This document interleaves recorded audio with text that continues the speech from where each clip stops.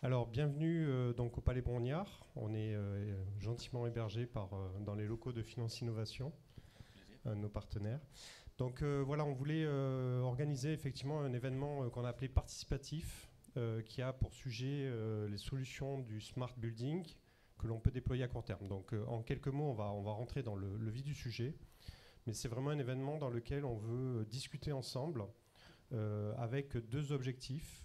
Le principal, c'est d'identifier un peu les problématiques que l'on rencontre. Donc on a normalement dans la salle des représentants de toute la filière, des asset managers, des property managers, des financières et des fournisseurs de solutions. L'idée étant de pouvoir discuter ensemble de ce que l'on rencontre, de ce que l'on vit au quotidien, sachant que chacun va avoir sa vision évidemment, et c'est l'objectif. Et ensuite d'identifier un petit peu les axes de travail que l'on pourrait imaginer à court terme. Donc cet événement, alors moi j'en suis gentil animateur ou organisateur. Donc Jonathan Castel, je suis également le président de la commission financement, assurance et valorisation du Smart Building de l'ASBA, la Smart Building Alliance.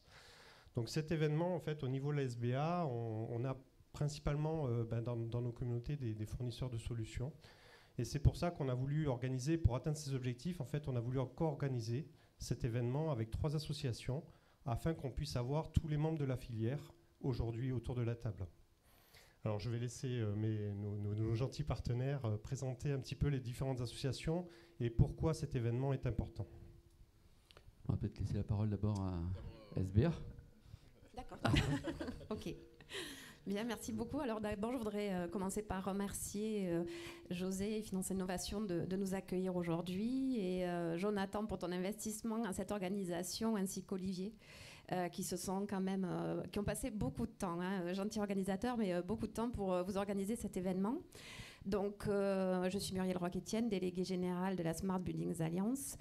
Je suis ravie qu'on ait pu organiser cet événement sur un sujet qui est absolument essentiel, puisque depuis que je suis arrivée en janvier à la SBA, on me parle beaucoup justement des sujets de financement, de retour sur investissement, sur voilà, tout ça est absolument impossible à décorréler du smart building, smart home, smart city. C'est les 3 piliers de l'Alliance justement. Nous avons entre 230 et 250 membres aujourd'hui actifs, issus du monde privé, mais pas que. On a aussi des partenaires. Et notre objectif au sein de la SBA, c'est de faire la promotion de l'usage du numérique au sein des bâtiments en construction. Je ne vous apprends rien, c'est un sujet absolument essentiel dans la transition énergétique, mais aussi le bien vivre dans ces logements, dans ces bâtiments, qu'on parle de bureaux comme de logements. Et donc on va débattre. Moi je suis vraiment très intéressée par cet événement parce qu'on va toucher à des sujets qui sont absolument importants et je crois que pour moi c'est la première fois en tout cas qu'on aborde ces sujets-là en posant la thématique et la problématique. Donc merci beaucoup. Et n'hésitez pas à nous suivre sur les réseaux sociaux ou à nous contacter si par mégarde vous n'êtes pas membre de la SBA. Bonjour, pardon. Et Éric Bouvier, donc moi je représente l'AICN. L'AICN, c'est l'Alliance immobilière pour la convergence numérique.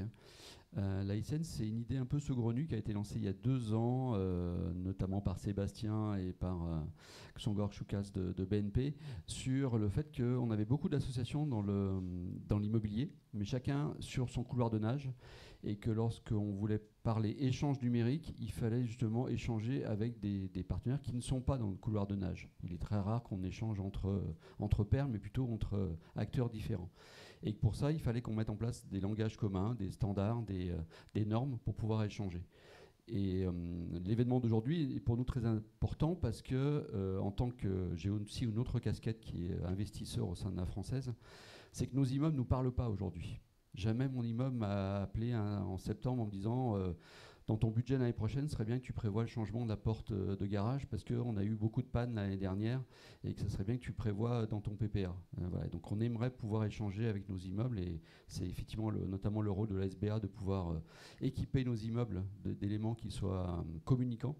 Et donc c'est cette partie-là qu'on va essayer de décortiquer sur la première table ronde.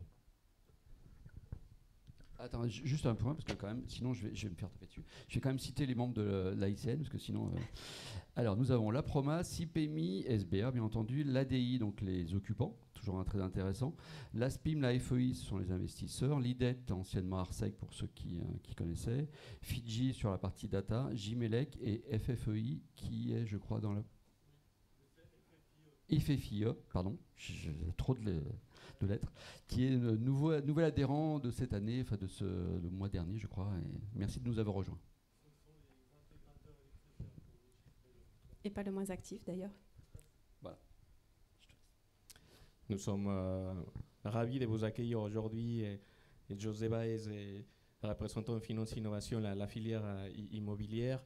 Et merci Muriel, Eric, Jonathan et Olivier pour la co-organisation de cet événement. Pour nous, c'était important de le faire avec vous sur un sujet que nous tenons à cœur, l'immobilier durable. Et pour rappel, Finance Innovation, nous sommes un écosystème de 600 membres et 400 startups, dont une cinquantaine de scale-up et startups PropTech, FinTech immobilières. Et pour nous, ce type d'échange est important pour la création des collaborations entre nos grands groupes, nos startups et nos investisseurs, et sur des sujets qui vont sur la valorisation immobilière et en optimisant les coûts. C'est pour ça que dès que la proposition de ce sujet est venue de la part de Muriel et Jonathan et Olivier, nous on était tout partants et en alliant aussi l'AICN, c'était un événement qui portait encore plus d'essence pour nous. Et ravi encore de vous accueillir aujourd'hui. Et juste un mot sur un grand événement que nous on organise le 20 mars 2025, c'est le Real Estate Day 3e édition. Et vous allez voir passer communication autour de ce sujet. Et si vous êtes intéressé pour être partenaire ou sur des modalités de participation, n'hésitez pas après à me contacter. Et je passe la parole à Jonathan pour la modération, l'animation de cette matinale. Bon, merci à vous trois en tout cas de nous avoir permis de faire cet événement tous ensemble. Allez, on va attaquer dans le vif du sujet.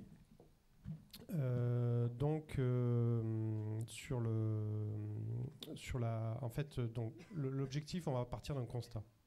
Le constat aujourd'hui, c'est que le constat, c'est la dynamique actuelle du déploiement du smart building.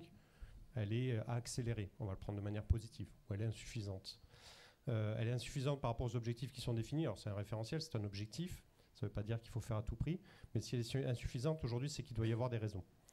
Donc, on a un baromètre des flexibilités de la consommation électrique là, qui a été émis par différents RTE, en particulier Enedis, et également le JMELEC de mémoire. Je ne vois pas très bien ici, mais je crois que c'est le cas, principalement.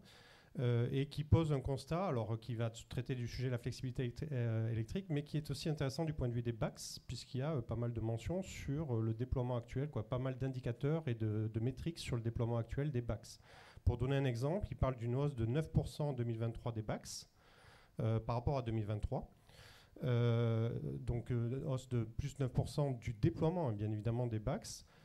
Et ils font une projection en disant si on continue sur ce rythme-là, en 2027, seulement 18% des bâtiments seront équipés de BACS. Alors évidemment, aujourd'hui, les plus gros bâtiments, si on rentre dans le détail, le document est assez intéressant. Hein, les plus gros bâtiments sont traités. Ce qui va compter maintenant, c'est les petites et moyennes surfaces.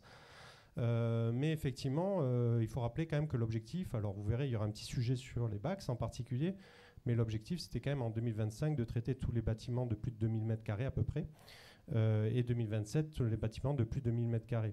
Donc objectif, a priori, non atteignable. Donc on est là aujourd'hui, effectivement, pour discuter un petit peu des contraintes, comme je le disais tout à l'heure, qu'on peut subir au quotidien, les visions des uns et des autres. Et l'idée pour nous à la fin, vous le verrez, il y aura un petit temps de discussion. On va organiser ça comme ça. L'idée, ce sera de vraiment sortir avec la définition d'axe de travail. Donc moi, je vais être là pour écouter, noter, et j'espère qu'au niveau de la commission, en tout cas c'est l'objectif qu'on s'était fixé au niveau de la commission de la SBA, c'était de pouvoir identifier les axes de travail sur lesquels il faudrait se lancer à la suite de cet événement. Donc on va procéder de cette façon-là. On aura deux sujets, présentation un petit peu de cas concrets, ce sont les consignes qui ont été données, donc de cas concrets, de retour sur investissement, de cas concrets sur le BIM, deux sujets, le BIM et le décret BACS décret tertiaire avec, dans le décret BACS et décret tertiaire, 2 sujets connexes qui sont la GTB et l'energy management. Donc on aura pas à peu près, vous verrez, des différentes interventions sur le sujet. L'idée étant de vous montrer ce qui aujourd'hui se fait et ce qui réussit. Et ensuite, on aura le plaisir d'organiser une table ronde avec donc Eric, effectivement, qui est là. Alors Gildas, qui n'a pas pu participer, étant malade, il a la grippe et qui garde ses microbes, comme on dit. C'était mieux comme ça. Jacques Guigui, qui est le Chief Technology and Innovation Officer de CBRE. Gilles Mahut, ex-DG de Property Management France CBRE, qui est avec nous et qui intervient également sur un des premiers sujets. Et Olivier Céleste, qui est le cofondateur d'Upstairs, membre de l'SBA, également directeur des programmes de l'SBA. Voilà, donc dans cette table ronde, en fait, on aura 2 moments. Le premier moment, ça va être un moment d'écoute. À vous d'écouter un petit peu le retour qui vous est fait, les présentations qui vous seront faites de cas concrets. Et le deuxième temps, qui sera plus un temps de discussion. Donc effectivement, on va vous faire bosser un tout petit peu. Lors de la table ronde, on a prévu un petit sondage, on a prévu une intervention à table ronde, et après on a prévu de consulter l'audience, puisque c'est un événement participatif, de consulter l'audience pour vérifier qu'on est bien tous d'accord, qu'on n'a pas loupé des choses, compléter un petit peu les avis qui auront été donnés par la table ronde. Format original, qu'on espère productif et peut-être à reproduire.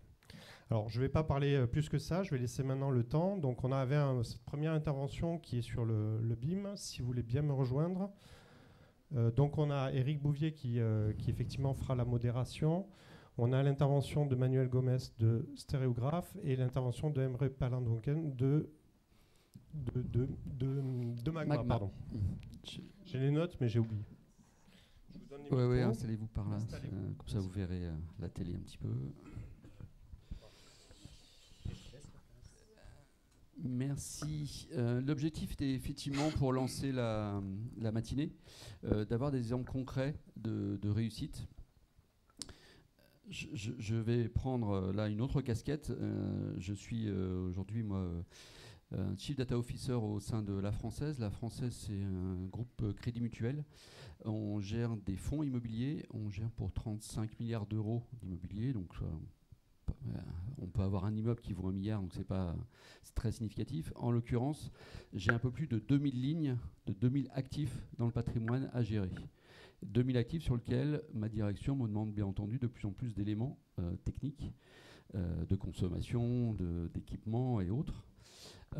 Et un des sujets que l'on a aujourd'hui, c'est alors BIM, jumeaux numériques, BOSS et autres. Qu'est-ce qui peut nous apporter en termes de, alors je vais citer un gros mot, mais qu'on utilise beaucoup chez nous, qui est en termes de ROI, de retour sur investissement.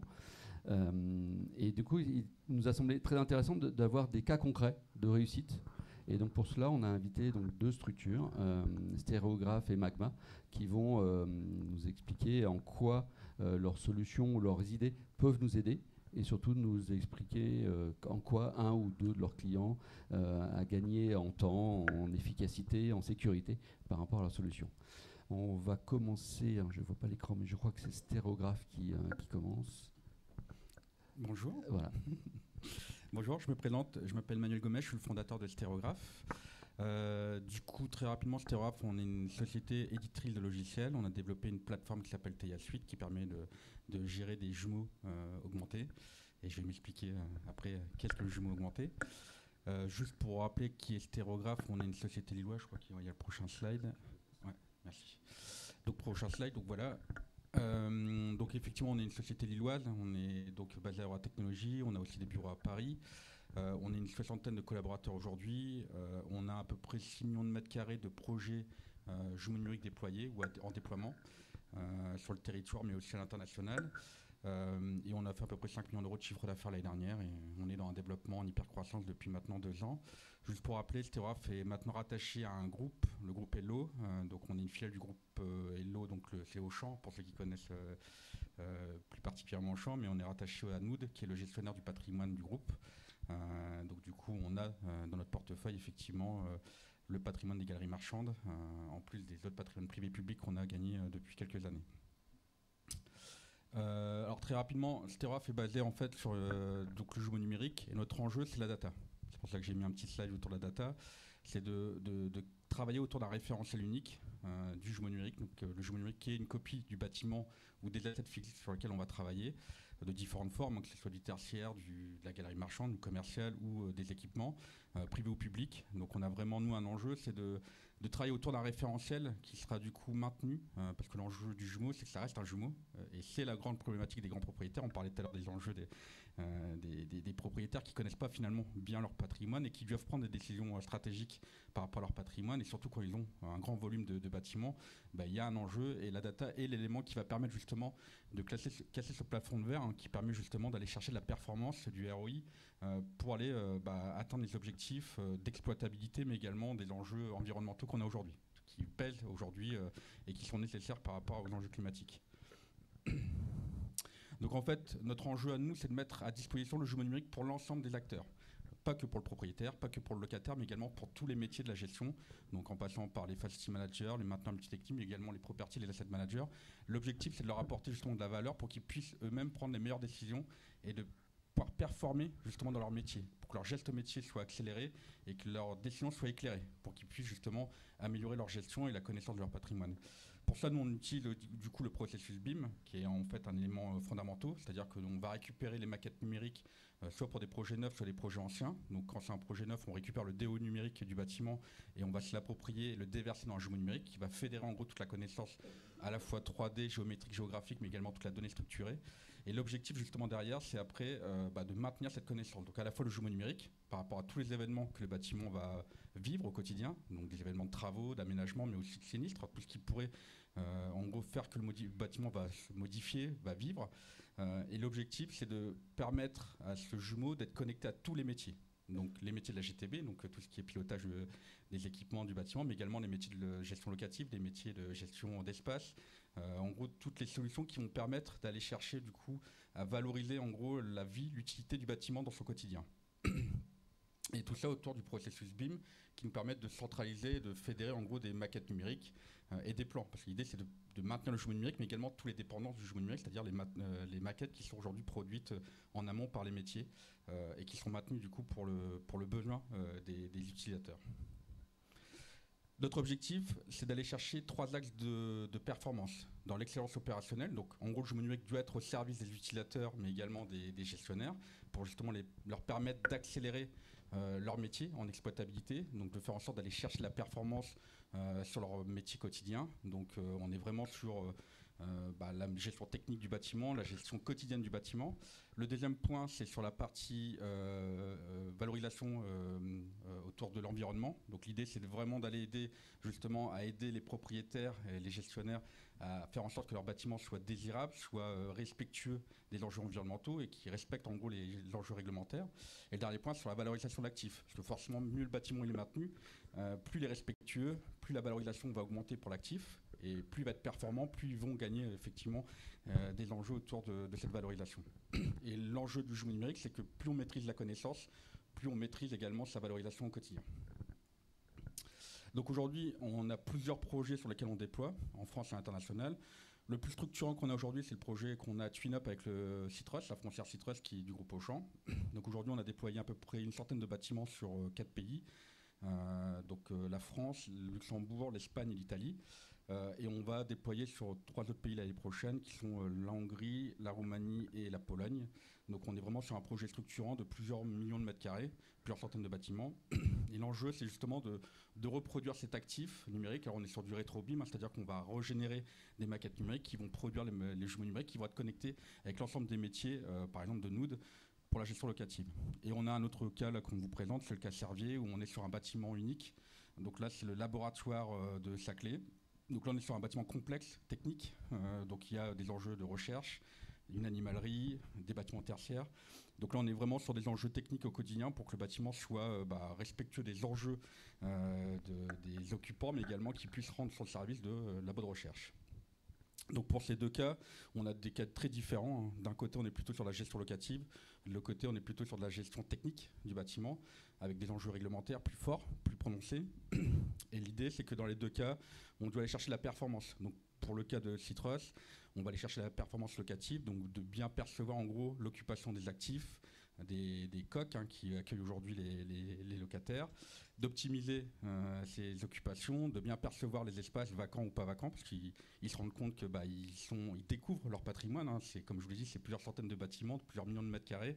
Donc forcément, on se retrouve avec un vrai patrimoine diffus sur le territoire, donc des vraies contraintes d'exploitabilité, mais aussi de performance au quotidien, parce que chaque mètre carré valorisé, c'est des centaines de milliers d'euros de valorisation pour le client. Et pour Servier, c'est des vraies contraintes, comme je vous l'ai dit, techniques, qui fait qu'on est obligé d'être dans la performance pour que la recherche, ce qui est leur métier fondamental pour Servier, créer ces molécules qui vont permettre d'aller chercher de la performance pour l'entreprise, doit être réalisée dans les meilleures conditions. Je ne sais pas si tu veux intervenir. Oui, alors déjà merci pour cette présentation. Donc ça veut dire que déjà on a quelques groupes comme Nood ou Citrus qui se lancent sur une massification entre guillemets du déploiement. C'est déjà une très bonne nouvelle. Le titre de la conférence, c'est aussi à court terme. Quel est le délai moyen pour équiper un immeuble ou pour mettre un jumeau numérique sur un actif? Alors, est-ce que ça dépend? Ça dépend, mais les délais sont raisonnables. Pour le cas de Citrus, on déploie à peu près 8 à 10 bâtiments par mois. Dans le rythme de croisière, parce qu'il y a eu effectivement l'année dernière, on a déployé une vingtaine, 25 sur l'année. Et là, on a déployé un peu plus de 80, 90 cette année. Et l'année prochaine, on devrait être à peu près dans le même nombre de bâtiments. Donc dès le moment où le processus BIM est bien maîtrisé, bien géré, donc c'est tout un processus qu'il faut travailler en amont, derrière, l'intégration, la mise en place est très rapide. Comme je vous dis, c'est 8 bâtiments en un mois. Donc ça veut dire qu'après, on rentre dans un processus rapide. Et en général, pour un bâtiment, il faut compter quelques mois, trimestres, pour mettre en œuvre un bâtiment. Alors forcément, si tout est bien calé, bien cadré au démarrage. D'accord.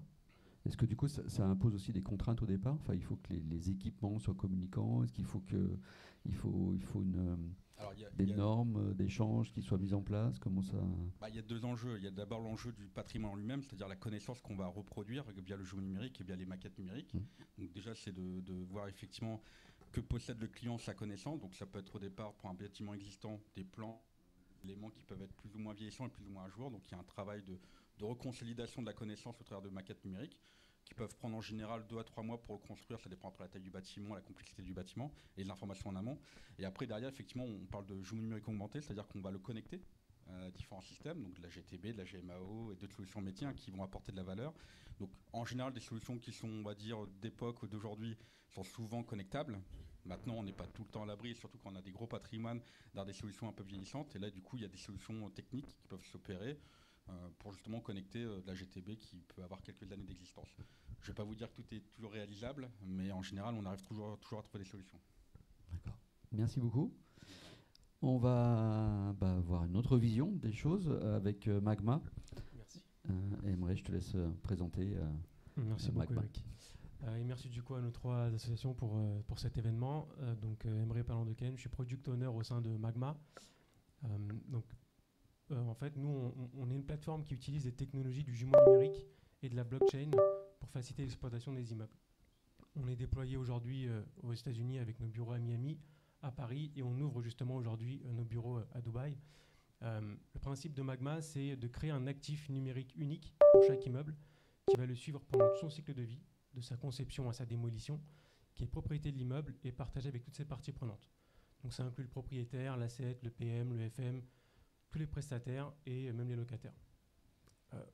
On va utiliser 3 technologies pour ce faire. Le jumeau numérique qui, dans notre définition du terme, inclut la maquette et la data room, documents contractuels, architecturaux, légaux, mais aussi du coup les métadonnées, les propriétés des équipements de l'immeuble grâce à la maquette 3D. Ensuite, on crée une version numérique de l'immeuble sur la blockchain qui va du coup suivre l'immeuble et qui va apporter une traçabilité de la donnée et une immuabilité de toute cette documentation. Je vais revenir juste après. On a un protocole de chiffrement de l'information et une récompense des parties prenantes qui est fonction de la qualité et de la quantité d'informations qu'ils apportent à cette version numérique. Donc comment ça marche? On voit ici en fait une maquette 3D d'un centre commercial qu'on est en train de tokeniser. On crée d'abord sa version numérique, le Digital Twin Token, qui utilise le jumeau 3D et qui est du coup un token, un actif qui appartient à l'immeuble. Et on va créer un portefeuille numérique, aussi bien pour l'immeuble que pour les parties prenantes. Donc là, on peut imaginer un architecte, par exemple, sur la gauche, qui va mettre les plans de centre, et un property manager qui peut valider du coup ces plans du centre commercial. dès lors qu'on a une validation d'un document, on vient chiffrer le document et envoyer ce chiffrement dans la blockchain. Et c'est cette blockchain et ce chiffrement-là qui assure la traçabilité, l'authenticité et l'immuabilité de l'information. À partir du chiffrement, on sait exactement qui est le donneur d'ordre, de quel document il s'agit, sa version, où est-ce qu'il est stocké, on peut le consulter, etc.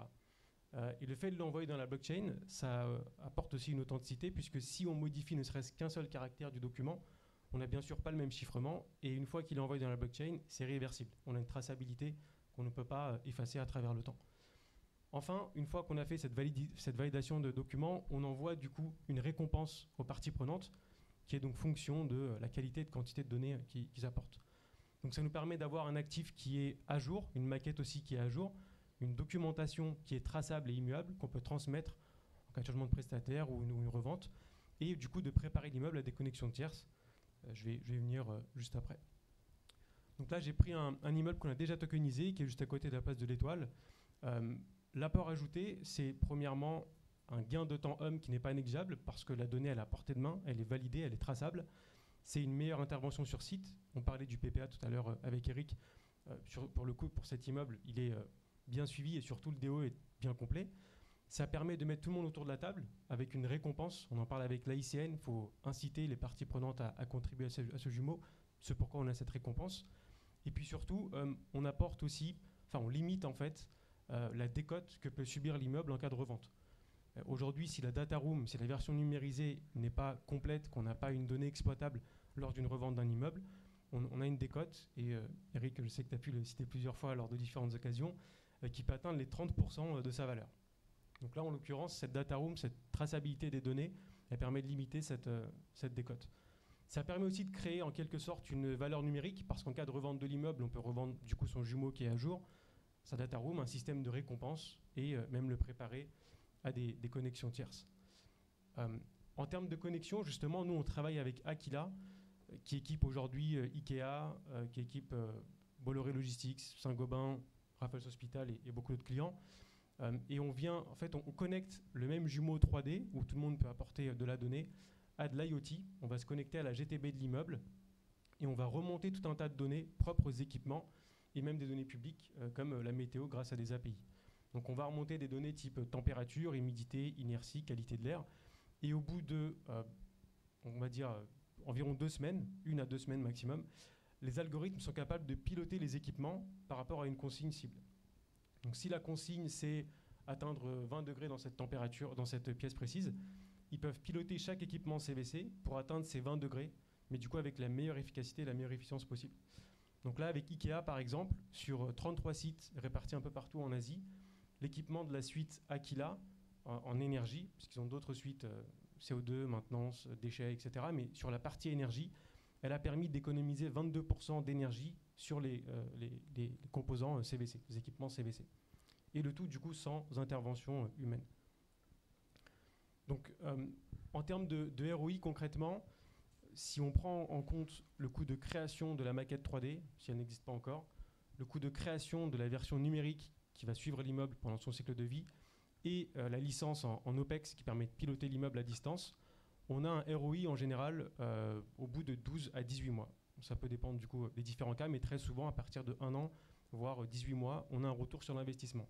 Et là, je parle uniquement des énergies sur la facture d'électricité, parce qu'on ne tient pas compte du coup de la décote qu'on peut limiter, des pénalités par exemple qu'a pu appliquer l'immeuble qu'on a tokenisé à Paris à des prestataires qui ne respectaient pas tous leurs engagements, ou de la transmission de l'information qu'on peut apporter dès qu'on revend l'immeuble, etc.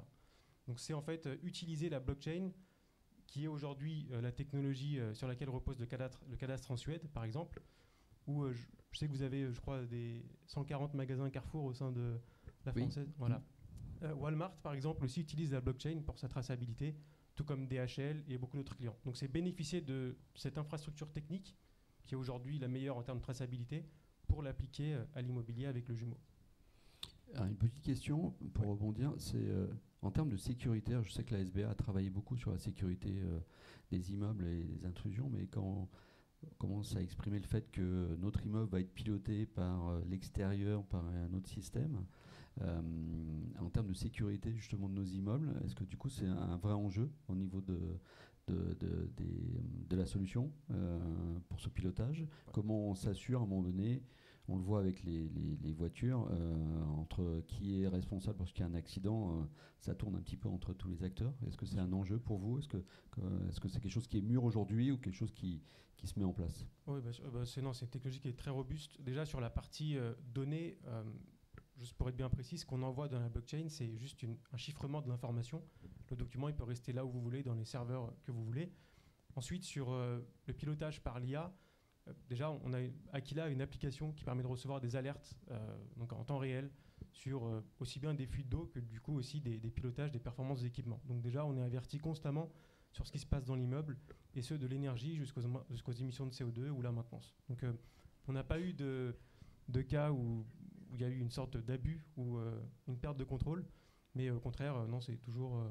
Il n'y a pas eu de souci particulier en tout cas à ce sujet sur la sécurité. D'accord. Écoutez, moi ça me fait rêver, hein, si je pouvais piloter mes 2000 immeubles comme ça sur le bout d'un clavier et d'une souris. Alors après, on n'a pas parlé investissement et montant, mais tant qu'on n'aborde pas ce sujet-là, on ne se fâche pas.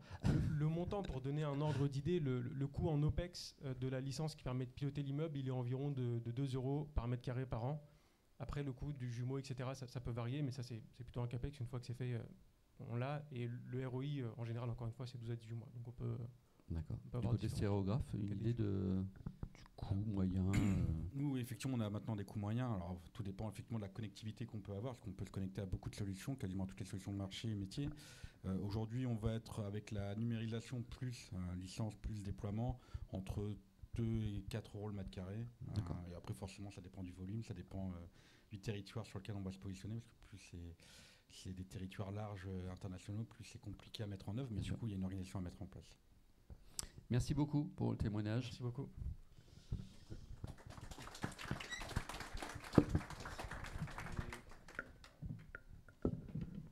Alors merci à vous pour l'intervention, très intéressante.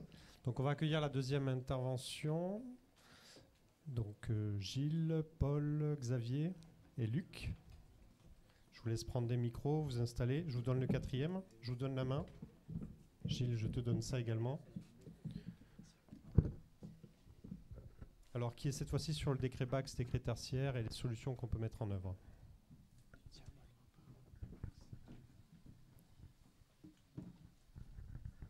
Bonjour à tous. Nous, effectivement, on va vous parler de décret BACS, décret tertiaire. Il n'y a pas de son, c'est ça. Et là, vous m'entendez? Et là, c'est bon, c'est ça? Ah oui, d'accord. Ok, moi je le refais alors. Donc, Gilles Bahut, bonjour à tous. Nous, on va vous parler décret BACS, décret tertiaire. Donc, je me présente brièvement. Moi, j'ai une carrière de 20 années dans les services à l'immobilier et tout particulièrement facility management et property management. Donc, client propriétaire ou client utilisateur. Je vais laisser mes collègues pour l'occasion se présenter. Xavier Gounon, je suis directeur marketing d'Adviseo. Voilà, on présentera un peu plus la société tout à l'heure. Paul Rad, Société 8, je suis responsable business développement.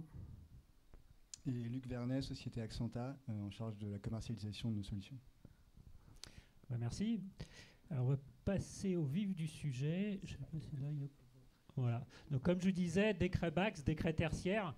Bon, vous connaissez tous les sujets. Nous, surtout, on a voulu se poser la question avec ces deux éléments. Surtout, c'est quel investissement, on en a parlé dans la table ronde juste avant, mais surtout quel ROI propriétaire, quel ROI utilisateur, et puis surtout, quelle décision prendre, puisque effectivement, c'est des décisions longues, très impliquantes. Et donc, voilà, comment aller de l'avant.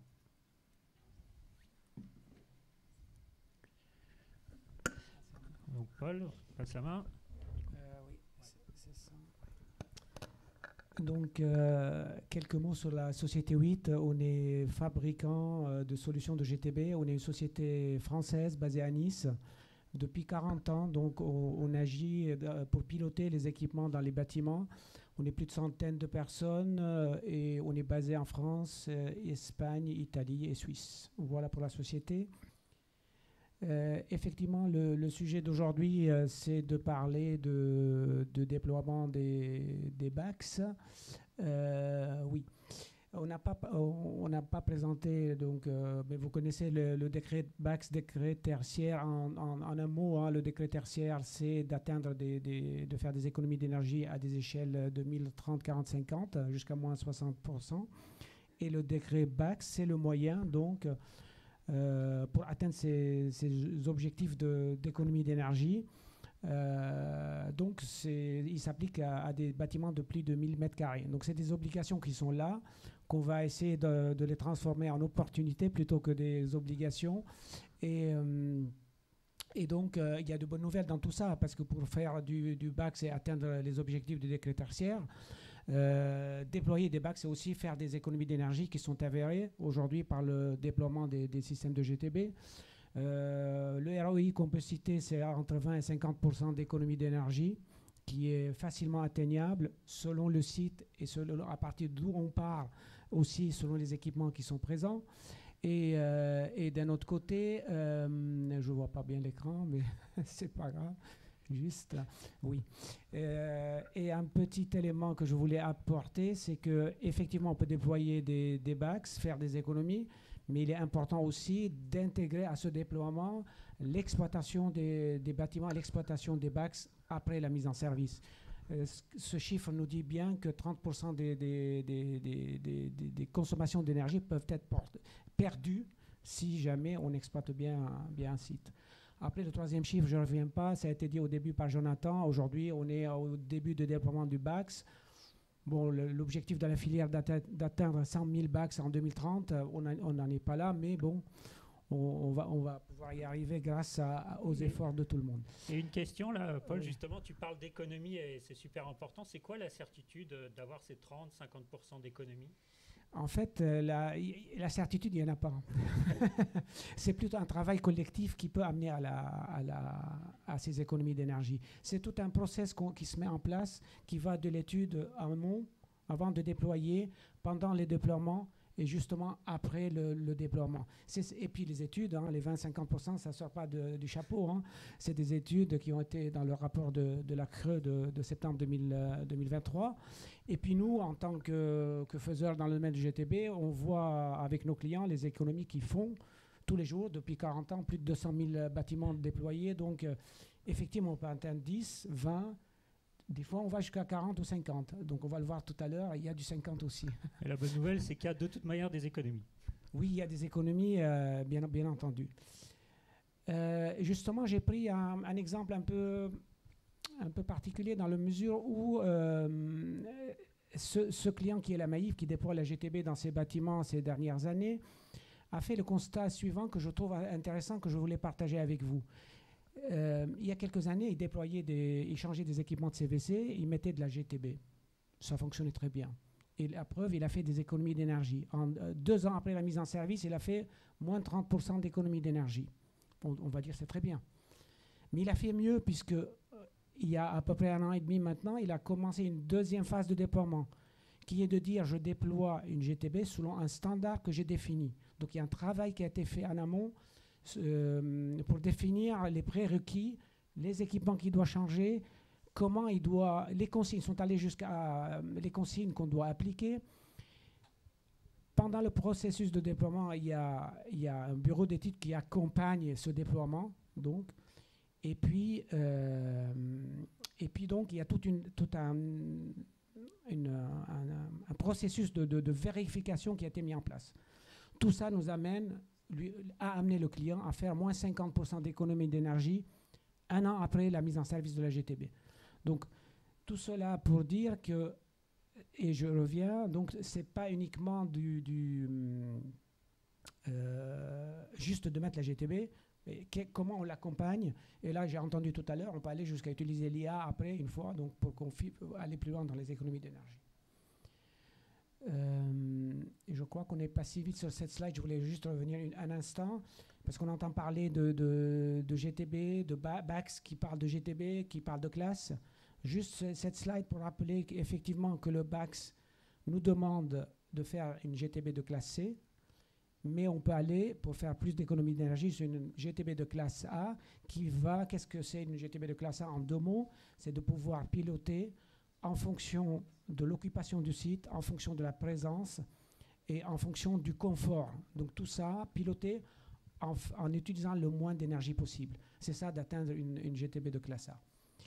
Et pour terminer, comment réussir une GTB? Voilà en 3 étapes comment je le vois, partager avec vous ce constat, en tout cas ce point de vue. J'ai appelé ça un audit BACS, c'est peut-être pas le bon mot, mais en tout cas, comment en amont faire les études, aller faire les études, de relever les équipements en place, qu'est-ce que je peux en faire, calculer le retour sur investissement. Et là, il y a des bureaux d'études qui savent le faire, il y a des normes pour le faire. Donc on peut se lancer en ayant calculé à l'avance, en tout cas une projection des économies qu'on va faire. Donc ça, c'est très important. Le deuxième point, c'est par rapport à l'exploitation du bâtiment aussi. Donc il fallait dans l'exploitation et accompagner toute la chaîne de déploiement. Parce que les économies, il faut bien voir que c'est l'utilisateur, mais aussi le propriétaire. Vous agissez sur les 2 domaines. C'est exactement. Et les 2 aussi. En fait, le propriétaire, c'est surtout plutôt l'exploitant. Celui qui va utiliser, qui va confier l'utilisation aussi des fois à des exploitants. Donc il y a toute cette chaîne après d'utilisation comme une voiture. Celui qui va la conduire, il faut qu'il soit attentif à ce qui se passe et adapter sa conduite en fonction des paramètres qu'il va voir son tableau de bord, tout simplement. Voilà. Ok, merci. Merci à vous.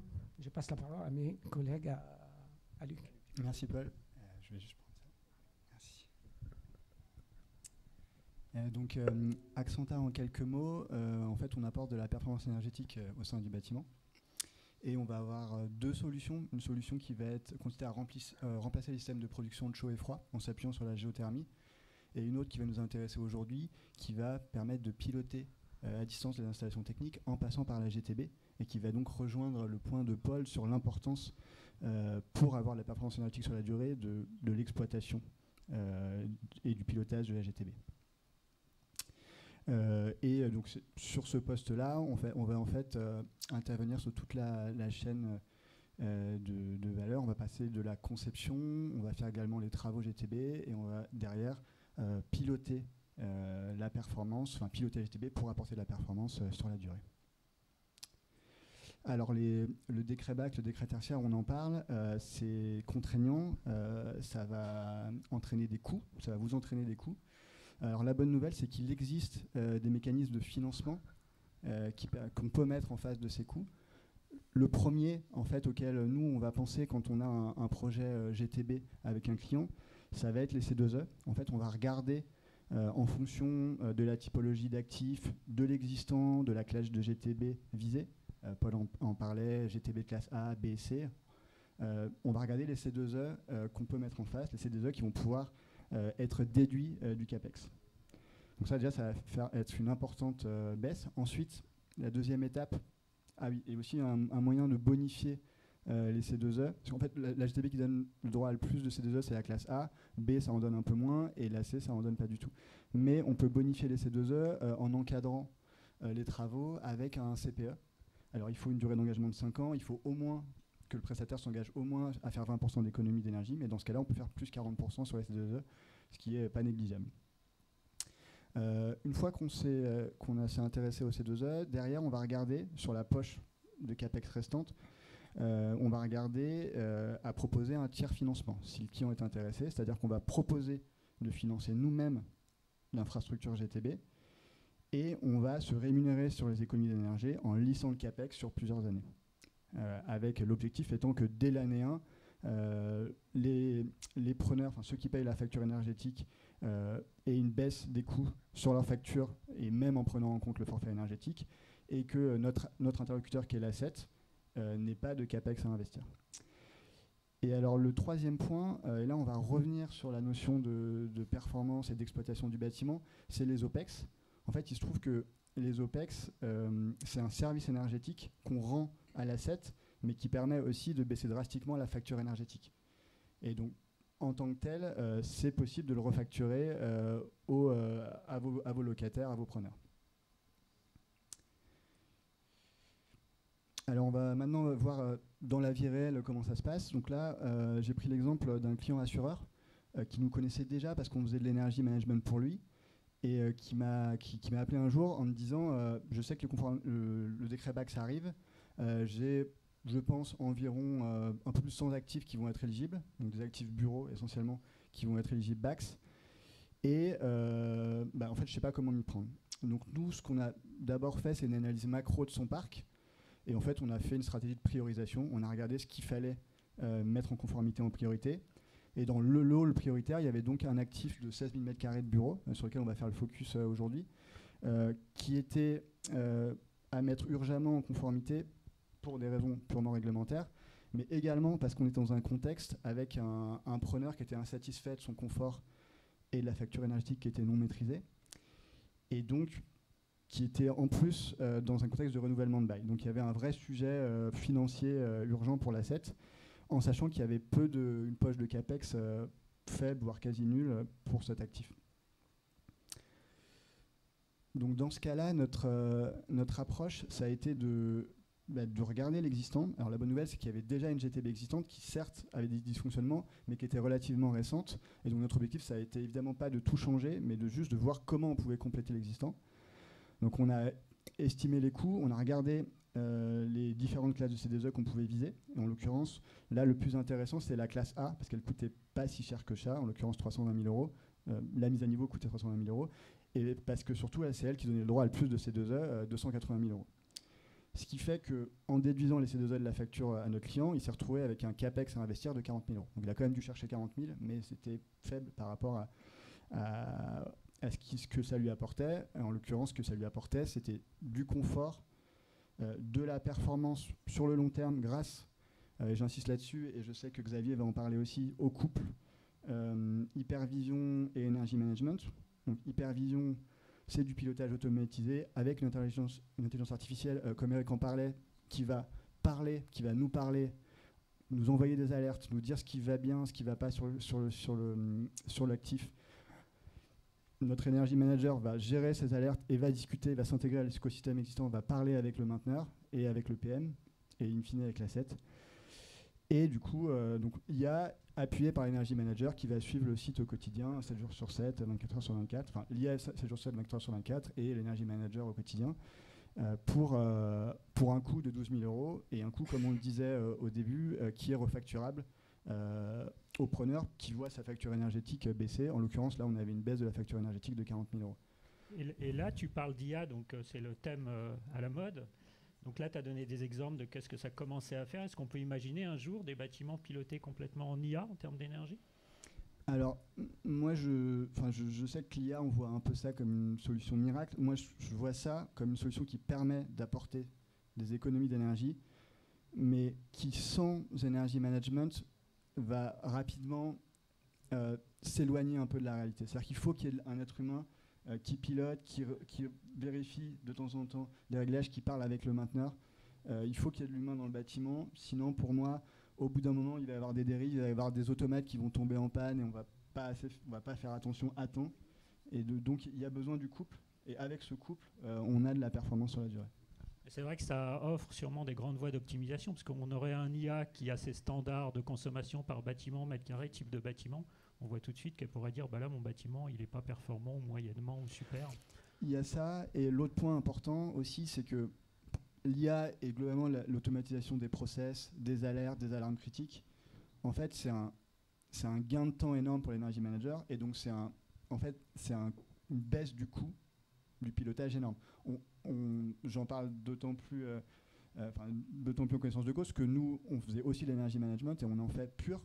Et en fait, on s'aperçoit on a des cas où on passe d'un energy management pur à du pilotage automatisé couplé avec de l'energy management. Et en fait, on est moins cher, en couple avec ce couple.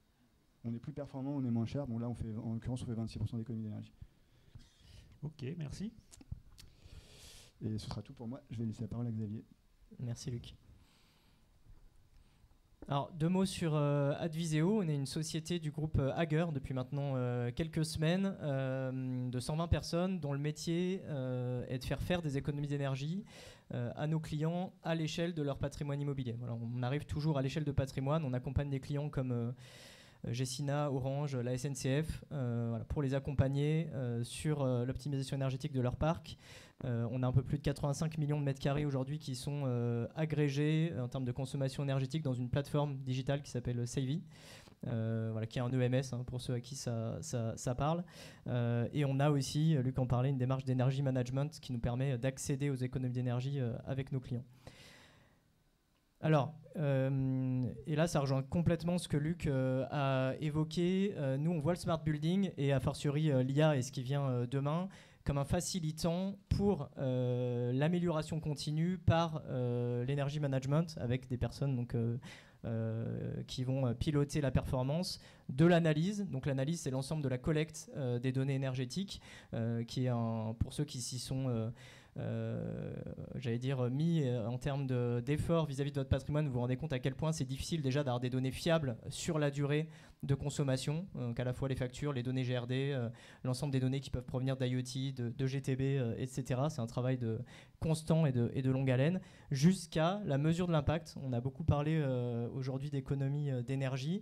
Nous, on est toujours surpris de voir que le calcul des économies d'énergie est un sujet qui est encore j'allais dire embryonnaire et qu'il y a beaucoup d'acteurs qui ne savent pas bien mesurer, enfin évaluer leurs économies d'énergie.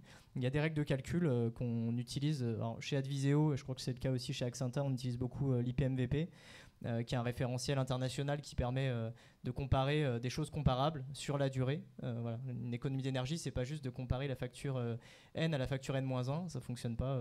On a accompagné le groupe Carrefour par exemple ces dernières années. Ils ont ouvert le dimanche pendant notre accompagnement. Si on n'intègre pas cette donnée dans les règles de calcul, forcément, on a un petit souci à la fin pour dire qui a économisé quoi. Voilà, donc c'est très important d'avoir des solutions qui vont aider pour de l'analyse jusqu'à la mesure de l'impact. On a évoqué la GTB, le jumeau numérique, la plateforme EMS. Tout ça, c'est des solutions qui font gagner beaucoup de temps à l'échelle d'un parc pour atteindre les objectifs environnementaux et réglementaires. L'Energy Manager, alors petit focus pour la petite histoire, chez Adviseo, on a embauché le premier Energy Manager de France il y a un peu plus de 10 ans à la création d'Adviseo. Et aujourd'hui, c'est une fonction qui, pour nous, est en tout cas assez centrale au sein des organisations pour se projeter vers les objectifs, l'atteinte des objectifs réglementaires. Ça peut être chez des prestataires comme nous, mais ça peut aussi être, et de plus en plus, au sein des organisations. L'Energy Manager, c'est quoi son profil selon toi? C'est quelqu'un de technique, c'est quelqu'un de l'immobilier? Alors, entre les deux, c'est quelqu'un qui doit avoir les compétences techniques, qui doit être sachant sur la partie énergétique évidemment, mais aussi sur le plan du bâtiment, et presque surtout, c'est quelqu'un qui doit savoir coordonner. C'est pour ça qu'on le montre bien sur ce schéma. L'Energy Manager, il fait le lien entre une direction patrimoniale, RSE, qui est fixée, et ce qui se passe derrière au niveau des acteurs techniques et des gens qui vont agir pour réduire les consommations. C'est pas lui qui fait les travaux, mais il doit savoir comprendre, challenger quand il y a des travaux qui sont faits et suivre l'impact de ces différents travaux, ce compris GTB. Donc voilà, il y a à la fois les qualités, enfin les compétences, j'allais dire techniques, mais aussi les compétences managériales et de coordination qui sont assez centrales. Et cet Energy Manager, il serait positionné où idéalement? Chez le propriétaire, chez le FME, chez le PM, chez une société de conseil? Oui, alors aujourd'hui on voit les deux, enfin on voit plusieurs scénarios. Jusqu'à il y a quelques mois, quelques années, c'était beaucoup chez des prestataires qui avaient embauché des personnes de ce profil-là, comme c'est des compétences qui sont assez rares, notamment l'expérience, la seniorité sur ces postes est assez rare, parce que c'est des postes finalement assez nouveaux, des formations d'énergie management, ça court pas les rues et c'est en train de se développer, mais voilà, donc trouver de la seniorité, c'est pas simple. Et on voit de plus en plus des organisations, alors que ce soit propriétaires ou occupants qui gèrent des parcs, qui embauchent leurs propres energy managers, mais souvent ils ont plusieurs dizaines, voire centaines de bâtiments à gérer, et donc ils ont besoin aussi de s'appuyer sur des prestataires et sur des compétences ailleurs. Sur certains projets, nous on a une dizaine d'énergie managers qui sont consacrés quasiment à plein temps sur des projets, pour donner l'ordre d'idée de ce que ça demande en termes de pilotage derrière. Voilà, mais en tout cas c'est un rôle central, des compétences assez rares et qui sont importantes pour les objectifs qui nous attendent. Donc mon conseil, c'est si vous avez des enfants qui sont en âge ou bientôt en âge de choisir leur formation, l'énergie management, c'est une piste intéressante, comme l'automatisme d'ailleurs. Les automaticiens sont des compétences très rares et compliquées à aller chercher en ce moment. Donc, c'est des pistes intéressantes. Et on voulait donner des retours d'expérience qui donc, évoquent l'utilisation de la donnée, la maîtrise de la donnée et l'intervention, j'allais dire, humaine autour de cette donnée. Et ce qu'on a testé avec des clients, en l'occurrence détenteurs d'actifs immobiliers sur une quarantaine de sites ces derniers mois, c'est ce qu'on a appelé une task force énergie. Alors, pour schématiser, c'est un peu la communauté de l'anneau, mais pour la performance énergétique, c'est-à-dire qu'on va mettre tous les acteurs du bâtiment, des bâtiments qu'on va prioriser. Donc à l'analyse des données, on va se dire on a sur un patrimoine ces actifs qui sont prioritaires parce que très consommateurs, parce que particulièrement, tu l'évoquais Gilles, avec les données, on arrive à voir les top flops en gros d'un patrimoine. Et là, on va, avec une préparation de 3 semaines à peu près, 3 semaines, 1 mois, ensuite 1 semaine à 2 semaines maximum sur site, sur des bâtiments d'à peu près 15 000 m², mettre tout le monde autour de la table, avec un energy manager qui coordonne, l'intégrateur GTB si besoin, le donneur d'ordre, le maître d'ouvrage, l'exploitant évidemment. Et grâce à ces actions-là, on va, nous en moyenne, on a généré une dizaine de % d'économie d'énergie, voilà, 2 à 3 mois que dure la task force sur ces actifs. Il y avait une GTB, donc c'est vraiment complémentaire de tout ce qu'on vient de se dire, c'est que cette action est plus efficiente si on a une GTB sur place, mais la GTB, il fait très chaud, il faisait encore plus chaud tout à l'heure, on l'a vu, les GTB ne sont pas toujours hyper bien régulés. Voilà, je pense que je prêche des convaincus là-dessus. Et donc c'est important aussi de venir pour mettre tout au clair et s'assurer que la GTB est bien réglée, que les consignes horaires sont bien les bonnes, etc. Typiquement, dans les actions qu'on a préconisées dans les task force, il y a énormément d'actions qui sont sur des réglages de la GTB, sur de l'ajout de fonctionnalités parfois de la GTB, ou sur des bugs. Ça peut arriver aussi qu'on a corrigé sur les GTB.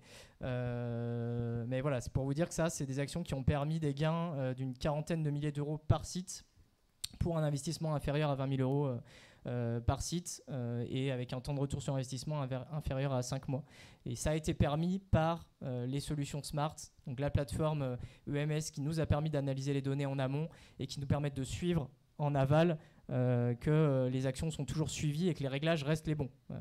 Je pense que ça peut être le mot de conclusion. La pérennisation de la performance, c'est quelque chose d'assez essentiel et tu en as parlé Luc, c'est de s'assurer que dans le temps, les solutions déployées permettent d'accéder à la performance. Voilà, c'est tout pour... Ok, merci beaucoup. Nous, on a effectivement évoqué le sujet. On va passer la main. Merci à tous. Merci.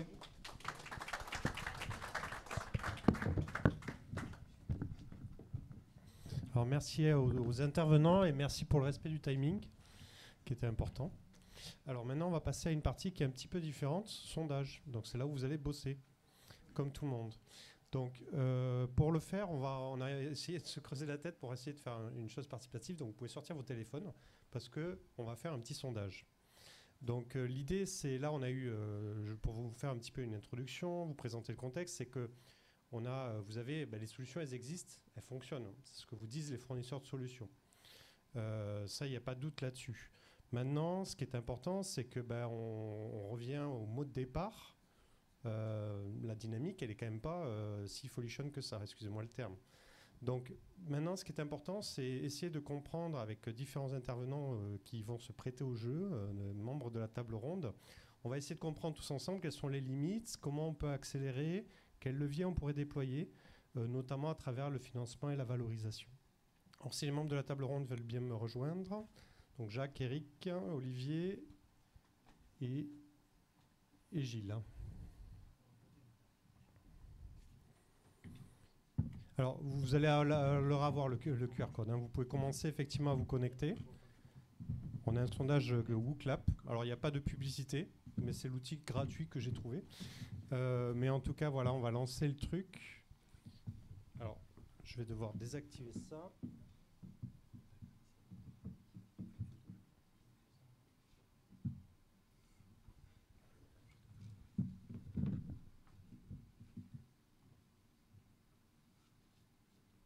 Si l'informatique veut bien fonctionner. Ah, ça marche pas.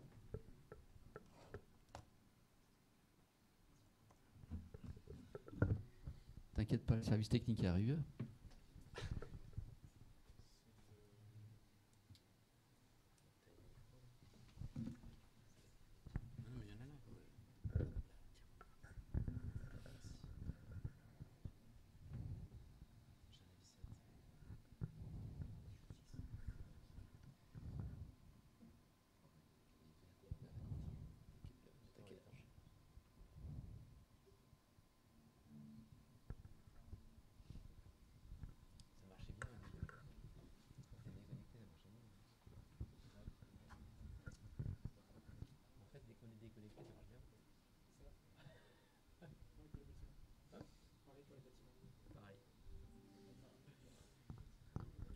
C'est la GTB qui ne fonctionne pas, c'est ça? Ça, dès qu'on est connecté, ça marche moins bien. On remet sur le source.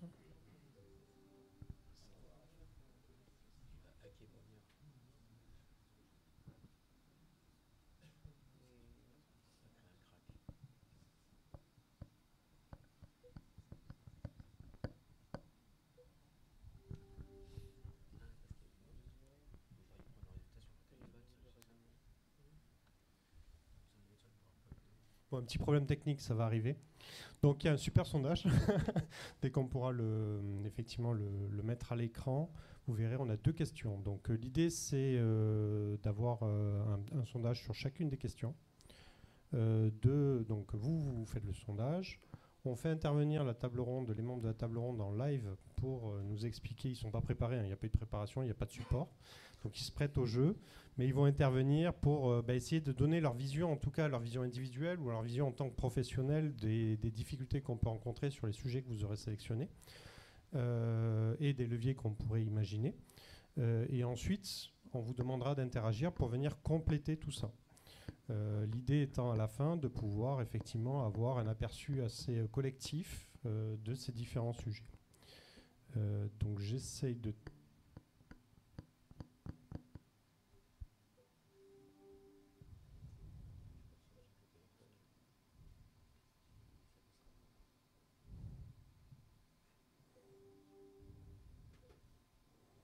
Bon, sinon vous avez le... De toute façon, est-ce que vous avez pu tous vous connecter au sondage?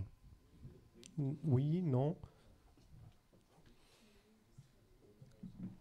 Alors, sinon, vous allez sur WooClap, le site qui s'appelle WooClap, et je vais vous donner le code de l'événement. On va le faire différemment.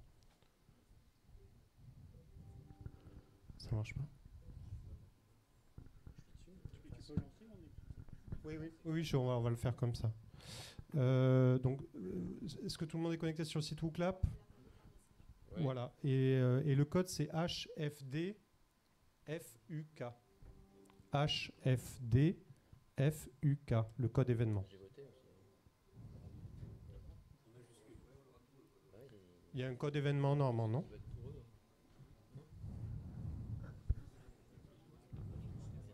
Ouais, on va faire ça comme ça.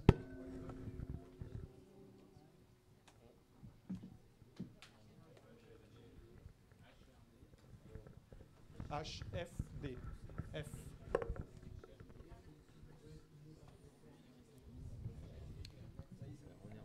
C'est bon, est-ce qu'il y a des HFD, comme François, des Didier, FUK.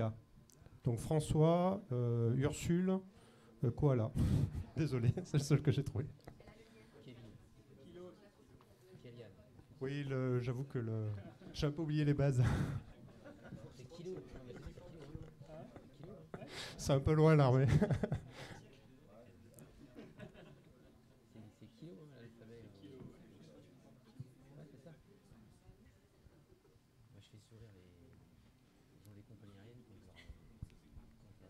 C'est bon? Tout le monde est connecté? Oui, c'est normal. C'est normal, je ne l'ai pas lancé. Dès que tout le monde est connecté, je le fais. Tu veux qu'on réessaye, José? Est-ce que tu peux réessayer? Alors, on va lancer entre-temps. Hop. Voilà. Là, vous avez normalement la première question qui est apparue. Donc, je ne l'ai pas sous les yeux du coup. Allez, on va faire comme ça. Donc en termes de valorisation, quels sont les sujets qu'il faudrait développer en priorité dans le tertiaire? Donc vous avez, alors c'est choix multiples, hein, donc vous pouvez en sélectionner. On retiendra les 2 principaux, suivant le vote des participants. On n'est pas à la Starac, mais presque. Alors, est-ce que c'est terminé? Non, mais on va faire différemment, c'est pas grave, j'ai plus besoin de l'écran.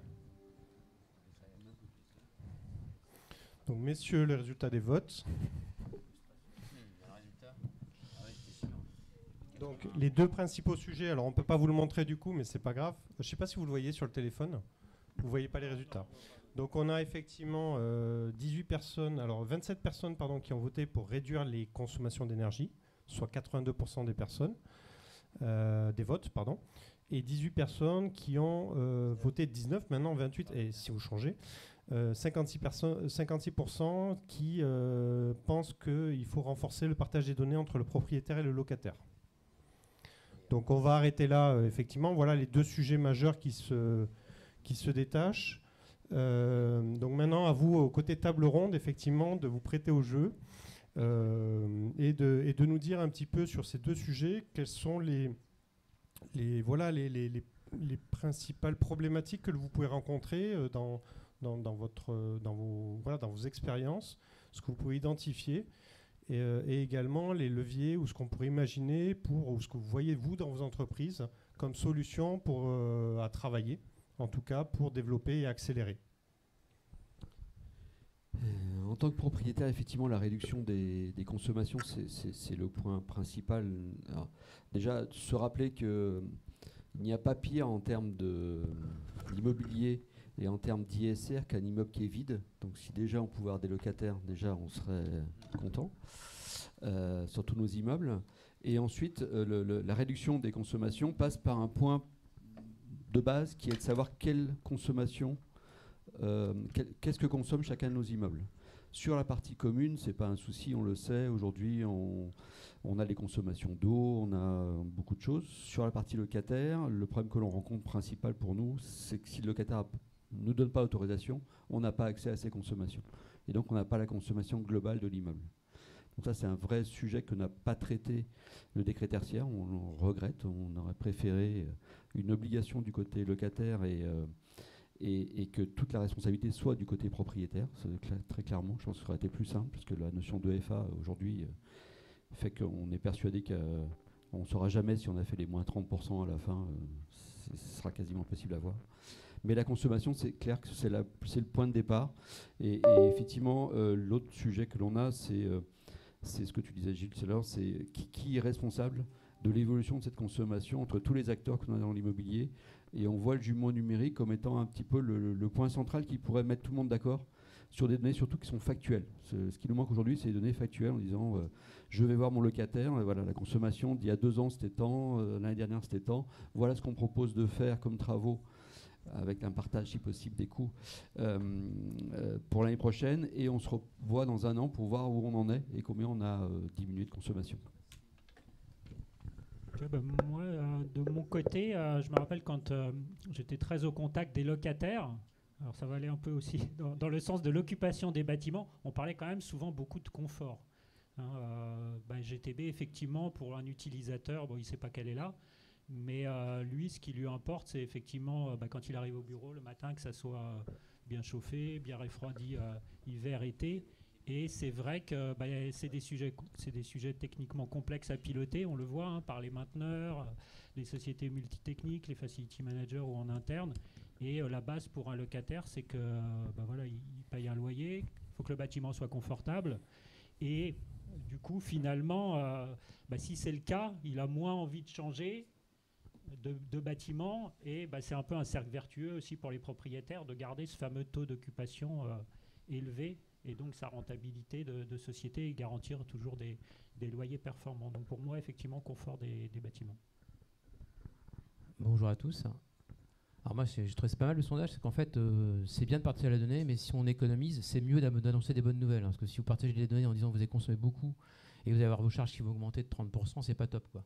Donc notre expérience, parce que j'ai la chance de travailler pour des propriétaires et pour des occupants, donc ça peut être 70-30, c'est qu'on a les sons de cloche qui sont différents. C'est-à-dire que souvent, l'utilisateur, je rejoins ce que dit Gilles, il est un peu impuissant sur le pilotage de la donnée de consommation énergétique sur les gros bâtiments, hein, notamment, et il se rend compte que il est un peu victime de la consommation et de la non-action de certains acteurs sur les bâtiments.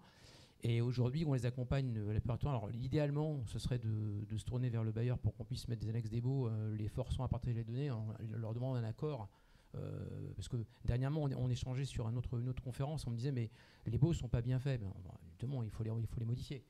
On est capable de le faire assez facilement pour que les utilisateurs puissent avoir accès à leurs données. Donc il y a une volonté un peu réciproque entre bailleurs-preneurs et être capable comme ça d'améliorer les choses. Donc on déploie des solutions, donc on en parlera peut-être tout à l'heure, qui sont capables de faire des grosses économies sur des actifs, qui ne sont pas des choses qui sont forcément très très chères.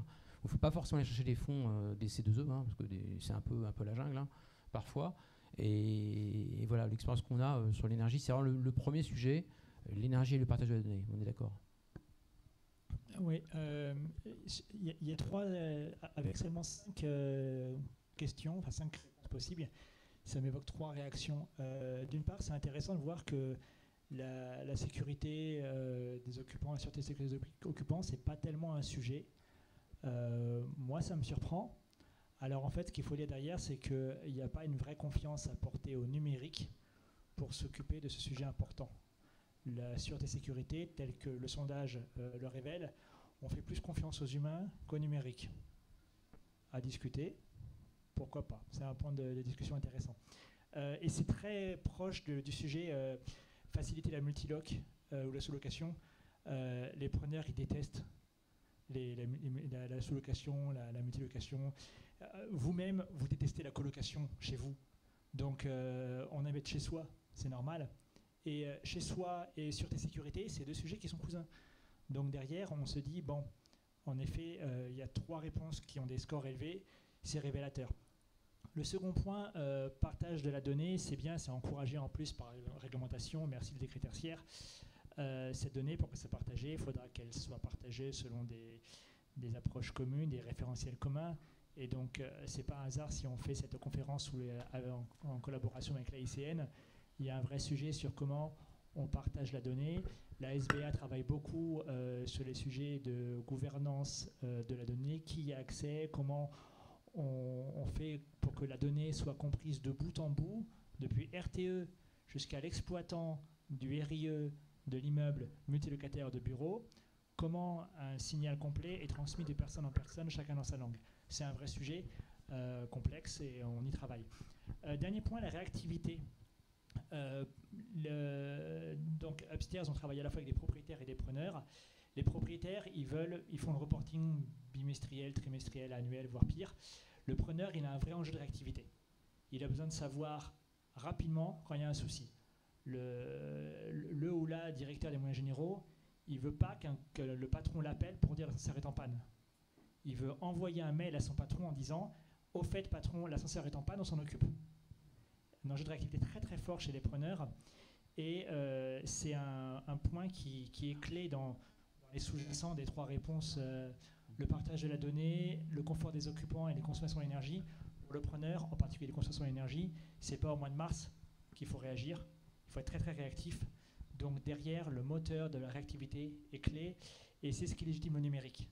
Si on fait un relevé manuel des consommations, vous n'avez pas la réactivité. Le numérique vous l'apporte. Alors merci, moi j'avais quand même juste une question, parce qu'en termes de valorisation, on parle souvent, donc là, par exemple, on a des représentants financières, des property management. Juste de côté Olivier, là, je fais appel à ces métiers-là, mais tu pourras t'exprimer sur le sujet bien évidemment.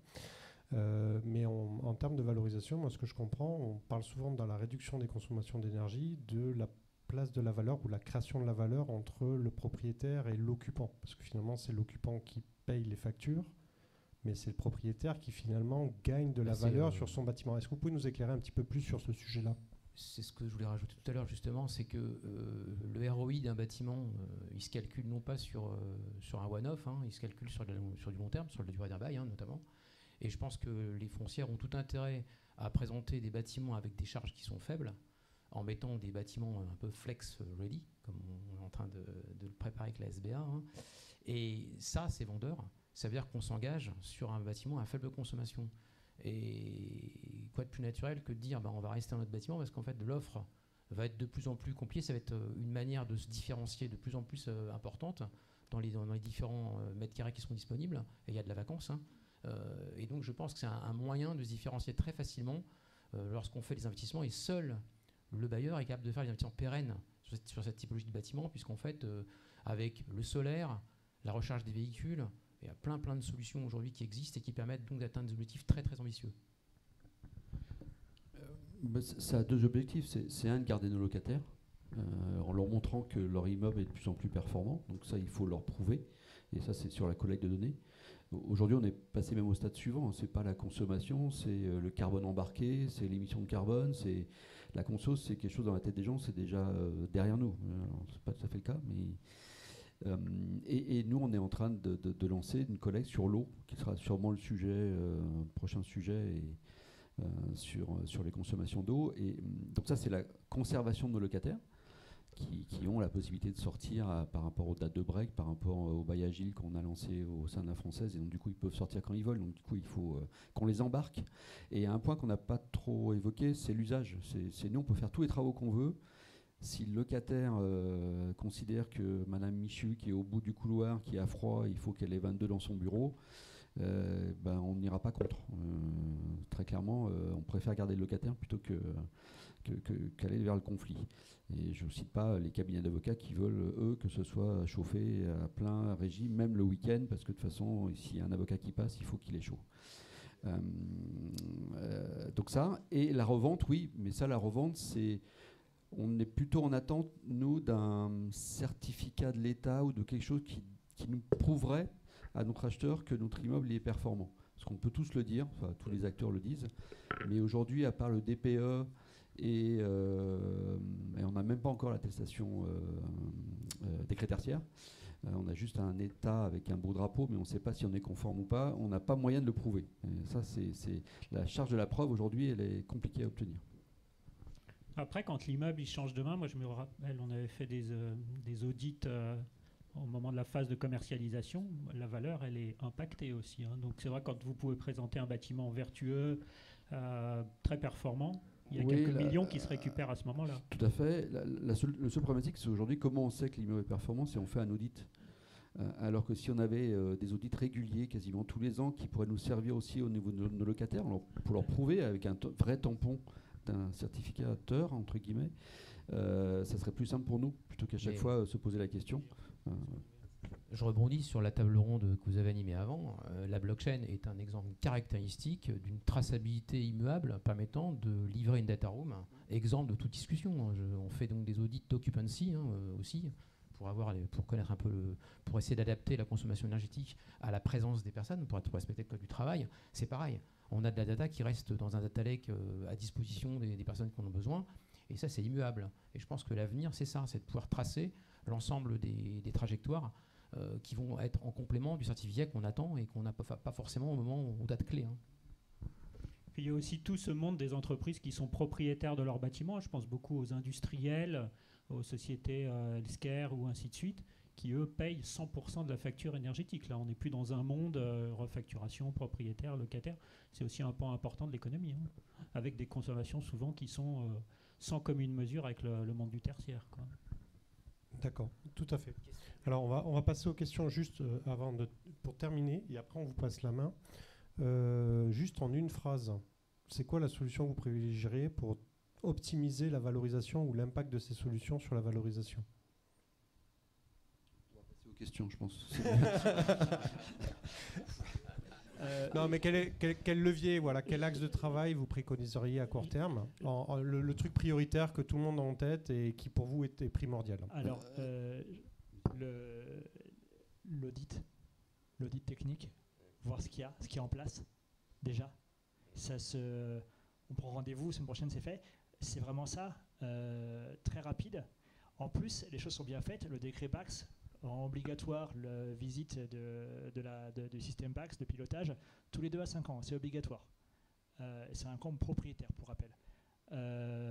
Faites-le. C'est super rentable. Ça coûte beaucoup moins cher que les économies générées.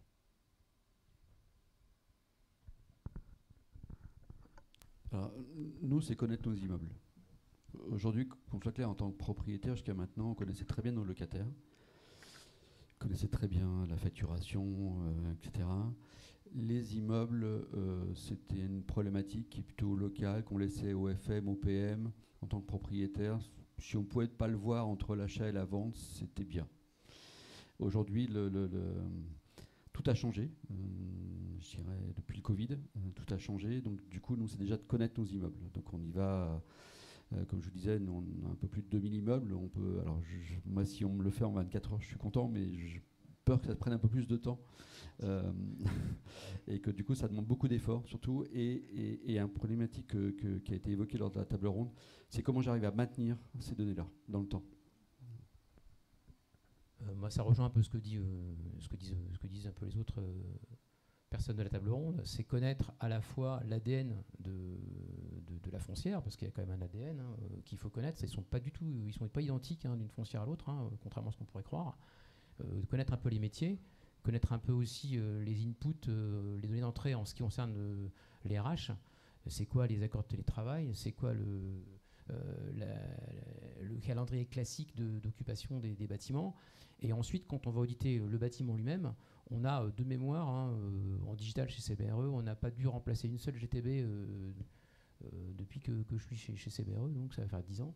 On a systématiquement fait des adjonctions, parfois seulement logicielles, parfois avec de l'IoT complémentaire, donc très peu onéreuses, pas de gros investissements, et on a économisé entre 15 et 42%, on a fait les stats il n'y a pas longtemps, sur l'énergie. Donc la plupart du temps, c'est le dialogue, on écoute, et on va aller faire les petites touches de modification sur le bâtiment afin d'obtenir le résultat. Et pourquoi? Parce que l'empreinte carbone faible, c'est quand même très à l'ordre du jour, et donc on ne remplace pas tout. Et donc il y a aussi effectivement, j'en profite pour dire qu'avec la SBR, on travaille de plus en plus maintenant avec les constructeurs qui font partie de l'association pour pouvoir travailler avec eux sur ce que vous nous prévoyez, est-ce que c'est vraiment ce qu'on attend? En clair, c'est un petit peu la petite phrase, est-ce que c'est pas une usine à gaz? Est-ce que vous n'avez pas fait un truc de votre coin? Est-ce que vraiment ça va être utilisable tout de suite? Ça va être du plug and play. Et ça fonctionne. J'ai des exemples, je ne vais pas citer trop de noms, mais ça fonctionne puisqu'en fait on travaille avec des gens comme ICAD notamment, qui est à la SBA, sur des upgrades logiciels simples, parce qu'on ne change pas, on ne met pas 1 million d'euros sur la table tous les 3 ans, ça n'existe pas ça. Donc les foncières, ils n'aiment pas trop. Et donc on y arrive, à force de discussion, on remet les contrats sur le tapis, sur la table, pour dire sinon on ne va pas signer pour 3 ans. Et en général, ça les persuade bien, ça. Et on arrive à trouver des solutions logicielles, c'est pas du low-code, c'est du code. Donc voilà. Et moi, je prends ma casquette d'exploitant FMPM, tout simplement avoir un plan d'action par bâtiment pour avancer. Ok, merci à vous. Alors, comme promis, je vous fais travailler. Il y avait une question là-bas, je ne sais plus qui c'était. Après, voilà, on peut faire tourner le micro et je vous donne le mien. Bonjour, Emmanuel Rossi, Vinci Énergie. Est-ce que vous avez des exemples de pays qui sont quand même beaucoup plus en avance ou qui se posent un peu les mêmes questions que nous au quotidien sur toute cette gestion d'énergie des bâtiments? Est-ce que je sais pas, des pays de l'Europe du Nord ont une certaine une approche différente du bâtiment, peut-être aussi parce que via l'école aussi, quand on est à l'école, on apprend aussi dans les métiers à ce que c'est le bâtiment de demain, venant d'un BTS, moi, froid climatisation, où on n'a jamais eu une seule interaction avec un bâtiment. On nous a juste appris ce que c'était un groupe froid ou une climatisation, quoi. Alors moi je vais juste parler de notre expérience. En France on est très en avance par rapport à d'autres pays que moi je connais en tout cas, Belgique, Pays-Bas, Allemagne, Royaume-Uni, Irlande.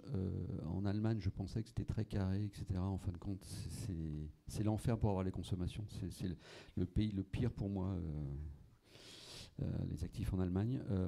Tout le monde s'y met, par contre ça, on sent bien qu'il y a une démarche globale, donc c'est très intéressant. Il y a d'autres pays qui ont une culture, effectivement, mais c'est vrai que vous allez en Islande, vous faites un trou, vous avez de la chaleur en bas, c'est plus simple à mettre en place. Mais chaque pays s'adapte et évolue. Et par contre, il faut avoir effectivement une connaissance en local des us et coutumes, je dirais, de ce qui peut se faire. Et c'est ça la difficulté. On ne peut pas le voir de façon globale, je pense. En tout cas, nous, c'est en tout cas après 3 ans d'expérience, d'essayer de collecter la donnée et de pouvoir impliquer, on s'est aperçu que si on ne travaillait pas avec des locaux qui nous expliquent la réglementation, les subventions possibles, les obligations, c'est compliqué. Mais tout le monde petit à petit s'y met, et c'est pas parce que d'autres pays ne s'y mettent pas que nous on ne doit pas s'y mettre. C'est un peu le principe des copropriétés comme on voit par ailleurs. Hein. C'est pas parce que le voisin à côté il ouvre sa fenêtre pendant tout l'hiver qu'il ne faut pas faire d'efforts nous-mêmes. Donc voilà, on avance. Mais c'est très français, hein. On commence toujours avant les autres, mais on va doucement. On se fait rattraper, c'est ça? Ouais, juste un petit rajout rapide. Le décret BACS, c'est une transposition en droit français d'une directive européenne qui, bon, je ne vais pas faire le détail. On a été un des premiers à aller loin dans le décret BACS, à mettre des horizons 70 kW. Quand on prend toutes les régions avoisinantes, les 3 régions belges, Italie, Espagne, Allemagne, etc., ils vont moins vite, moins loin. Ils vont y arriver. Ça veut dire qu'on a pris de l'avance, comme tu disais.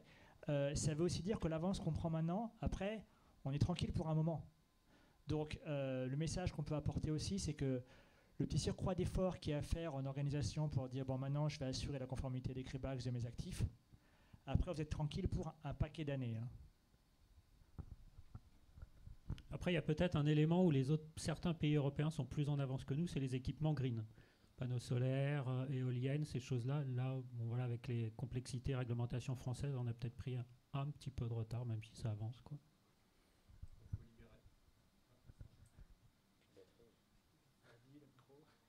Libéraliser la politique, quoi. Changer la politique, c'est ça? Ouais, je pense, ouais. C'est un sujet d'actualité. Est-ce qu'il y a d'autres questions, réactions? Et n'hésitez pas à compléter, voilà, sur les leviers, c'est intéressant aussi. Hein.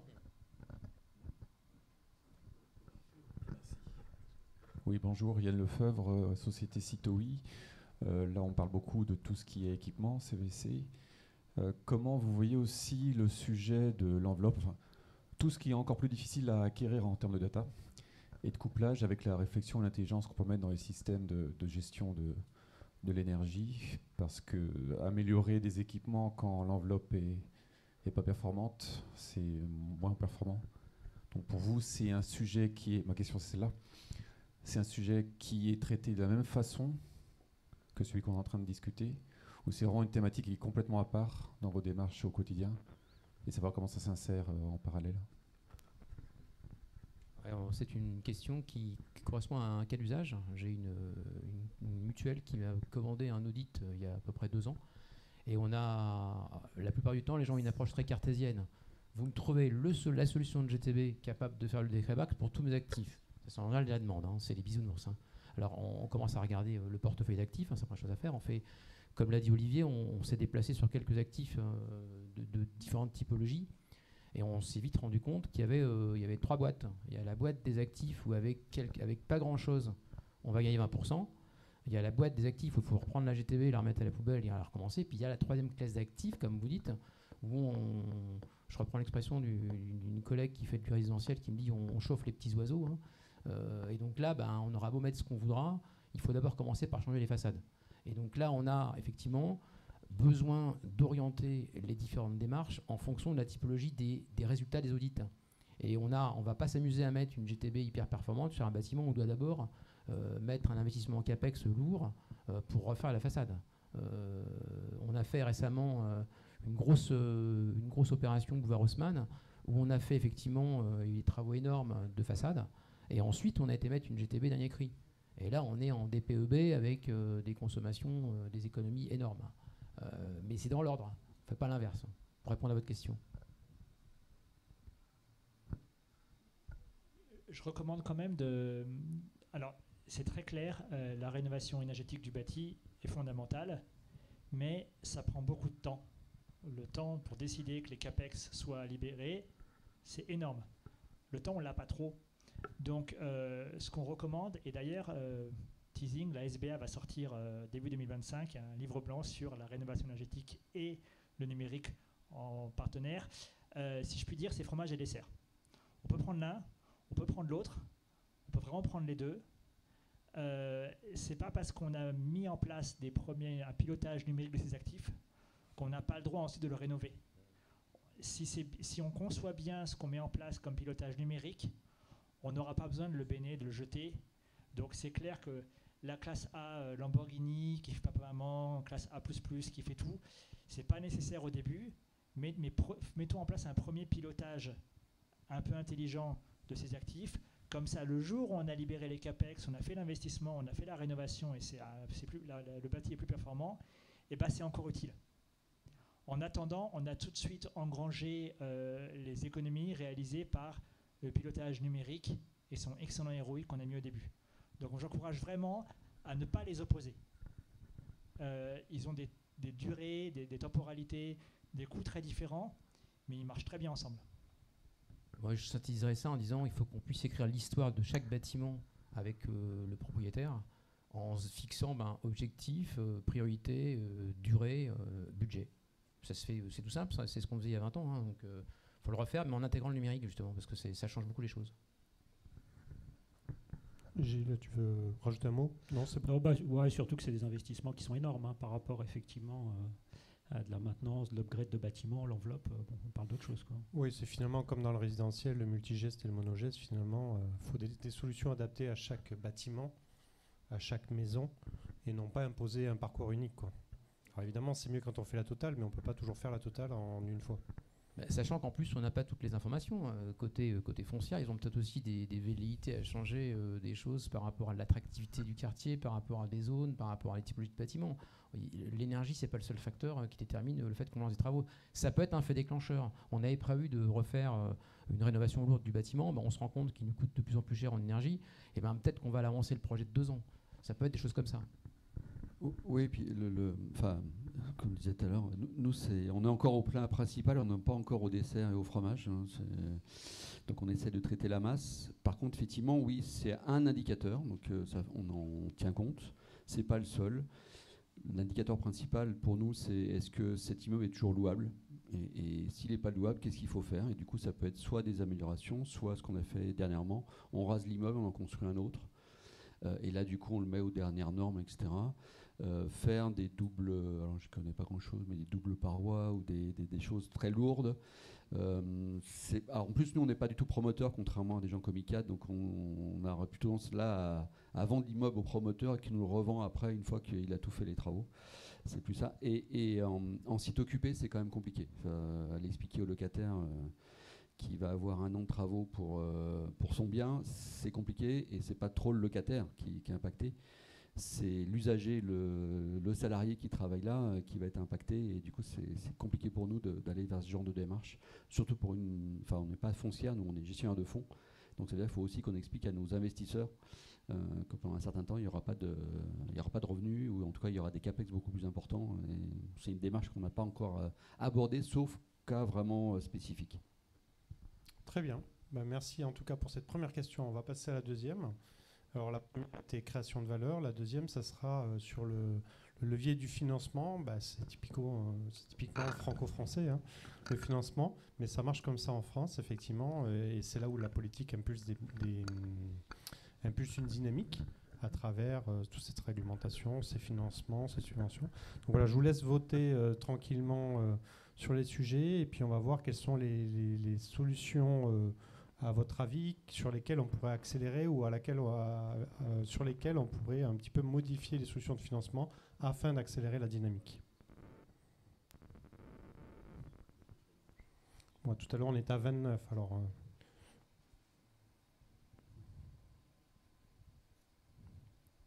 ça bouge. On dirait une course. Moi j'ai voté, j'ai fait le tiercé ce matin, je pense qu'il y en a 2 qui vont se dégager.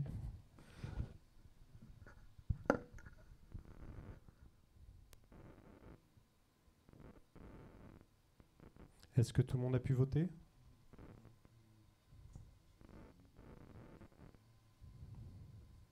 C'est serré, hein.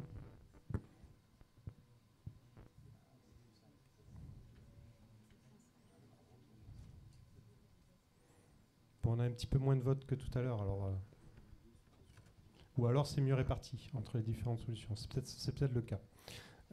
Donc du coup, je pense que ça stabilise. Donc finalement, on a c'est les deux sujets finalement qu'on a présentés tout à l'heure. Les trois sujets, puisqu'il y avait la gestion technique de bâtiments, le suivi de la performance énergétique, le jumeau numérique et le BIM à des fins d'optimisation de l'exploitation, qui sont vraiment les trois sujets cœur sur lesquels il faudra accélérer en termes de financement. Alors pareil, là, la question, c'est pas nous refaire la politique, c'est pas nous qui décidons de toute façon. Mais si par exemple, au niveau des trois associations, on devait mener une action particulière de lobbying ou faire une proposition de valeur, qu'est-ce que vous préconiseriez sur le court terme de faire? Sur quel axe? Alors, jamais facile à préciser, mais finalement, comment orienter ce financement qui aujourd'hui est un moyen à utiliser, qui n'est pas suffisant pour améliorer, pour soutenir une dynamique en tout cas, c'est le constat qui est fait. Comment on pourrait orienter les choses? Quelles propositions de valeur, à votre avis, on pourrait faire sur le sujet, sachant qu'après on ira questionner un petit peu l'audience aussi. C'est une question compliquée parce que du coup on ne peut pas faire non plus tout, on n'a pas des capex à volonté, surtout en ce moment, soyons très clairs. Donc des choix on en fait et on n'attend pas forcément l'État pour faire ces choix-là. Nous, c'est toute la partie collecte des données qui nous importe et la partie technique, des équipements techniques de nos immeubles. Donc ça rejoint BIM, jumeaux, base technique. Parce que ce que l'on veut, c'est pouvoir changer nos équipements, mais au bon moment. On sait que certains équipements sont moins utilisés depuis le Covid. L'ascenseur est moins utilisé. Il y a moins de personnes chez nous, notamment le vendredi et le lundi, et dans nos locaux. Peut-être qu'on peut pousser l'équipement un peu plus loin par rapport à sa durée de vie. Ça peut être aussi des choses très positives pour nous. Et on a une méconnaissance de ces éléments-là. Donc, elles sont diffuses un peu partout. Les ascensoristes peuvent vous dire, alors c'est pas le nombre de personnes, je crois, c'est en kilos, c'est pas le bon terme, mais en flux. Et donc on a ces éléments-là. Après aujourd'hui, on a très clairement eu une poussée, ça s'est un petit peu calmé, mais de commerciaux qui sont venus nous voir en disant il faut tout changer, il faut mettre une GTB classe A, sinon vous n'êtes pas dans la réglementation. Ça a été un peu... ils ont essayé, hein, c'était un peu... mais c'était un peu un rentre-dedans quand même. C'était un des moments où... Donc là, on rentre dans quelque chose de plutôt plus stable, où on peut vraiment répartir. Moi, je sais que là, on vient de rentrer notre PPA sur 10 ans. On a des travaux sur 10 ans, des chantiers. J'ai un peu plus de 6000 lignes de travaux qui sont prévus sur l'ensemble de nos immeubles. On a intégré des GTB, mais pas forcément l'année prochaine. C'est peut-être dans 2 ans. Mais en tout cas, c'est une démarche qui, pour nous, est normale, et on met du CAPEX dedans. Après, on essaie d'aller voir nos locataires pour essayer de le partager, mais de toute façon, on sait qu'il faut maintenir nos immeubles dans une bonne qualité si on veut trouver des locataires demain, donc, et si on veut les vendre. Donc, du coup, on est obligé on s'abstreint à aller vers ces CAPEX et on continuera, mais il faut nous laisser un peu de temps. Là, aujourd'hui, on parle BAX, mais vous avez les ombrières, vous avez plein de choses qui nous tombent dessus au fur et à mesure. Évidemment, le temps long de l'immobilier, il est un peu oublié, quoi. Voilà. Et justement, une question pour la française, est-ce que les locataires sont prêts à payer ou à financer, à cofinancer ces investissements? Ça, c'est une question assez intéressante. Je ne sais pas si sur le terrain, c'est le cas ou pas. Alors jamais, évidemment, personne ne veut le faire, mais est-ce qu'il n'y a quand même pas des locataires responsables qui, à ce moment, se disent, oui, c'est nous qui allons bénéficier des économies d'énergie, donc il est normal que l'on finance d'une certaine manière. Déjà, on a beaucoup réactivé, nous, les comités verts avec nos locataires. Mais on peut faire des comités verts que si on a des données objectives. C'est-à-dire si on a vraiment les consommations de l'immeuble sur les années précédentes, sur l'évolution. Et là, on peut discuter avec eux et on s'aperçoit qu'ils sont plutôt ouverts parce qu'eux-mêmes ont besoin de ces éléments-là. Le carbone, ça va rentrer dans leur reporting. Donc, ils ont besoin de ces éléments-là. Et puis que l'énergie, ça coûte, hein, et que si on peut leur permettre de réduire ces factures-là, ils sont plutôt partants. Après, c'est un partage de valeur, c'est une négociation, mais c'est très bien. Et surtout, un point que vous avez évoqué tout à l'heure, c'est que l'usage du bâtiment, c'est les 30% d'économie. Avant même de changer les équipements, déjà, si tout le monde se comportait correctement dans l'immeuble, on ferait facilement 30% d'économie sur tous nos immeubles. Ouais, moi, je pense aussi l'aspect service dans les bâtiments, il est hyper important, hein, parce que on a quand même toujours la concurrence télétravail, bâtiments occupés ou moyennement occupés. et rendre le bâtiment attractif, hein, faire que les collaborateurs ils viennent avec plaisir au bureau et pas ah non je viens qu'un jour par semaine parce que ça m'arrange et puis je suis aussi bien chez moi, c'est hyper important parce que à la fin c'est des loyers qui doivent rentrer, des mètres carrés qui doivent être loués et en ce moment il y a quand même un énorme challenge pour les propriétaires sur ces mètres carrés inoccupés. C'est au niveau économique global quand même costaud comme challenge. Donc il faut absolument que ces mètres carrés soient attrayants, sinon bon, à la fin c'est à l'américaine, les gens bossent de chez eux, quoi. Alors moi je vais être un peu disruptif, hein, je préviens. Donc, moi j'aurais tendance à dire, si j'étais homme politique, je dirais moins de subventions, mais plus de communication et plus d'éducation. En fait aujourd'hui on a tendance à donner de l'argent. D'ailleurs certains organismes non fréquentables on en fait un business, hein. On se rend compte, notamment même sur les C2E, hein. On va se rendre compte qu'aujourd'hui, c'est un peu disruptif, hein. Aujourd'hui, je pense que si on pouvait, par exemple, faire des audits gratuits, prendre des gens qui viendraient auditer le bâtiment, en faisant une cartographie, c'est une bonne idée, hein. Ça permet d'avoir déjà où on va, c'est officiel. Et après, on monte soi-même, en fonction de ses besoins, en fonction de son ADN, son programme de rénovation. Et pour moi, ce serait déjà une chose qui coûtera en plus beaucoup moins cher à l'État, hein, parce que ça coûte quand même des sous, hein. Et en second, éducation, je prends un exemple tout bête, je pense que demain, le kilowattheure, il ne coûtera pas le même prix. Aujourd'hui, on est flat, hein, tout le monde paye à peu près 25 centimes. Demain, il faut s'habituer, s'attendre à ce qu'on ne paye pas le même prix en fonction du moment de la journée, de la saison. Et donc, moi, j'ai un téléphone qui m'indique quand est-ce que je vais payer plus cher en électricité. Et le stress que d'avoir le téléphone avec l'application, ça me fait descendre ma consommation. C'est obligatoire.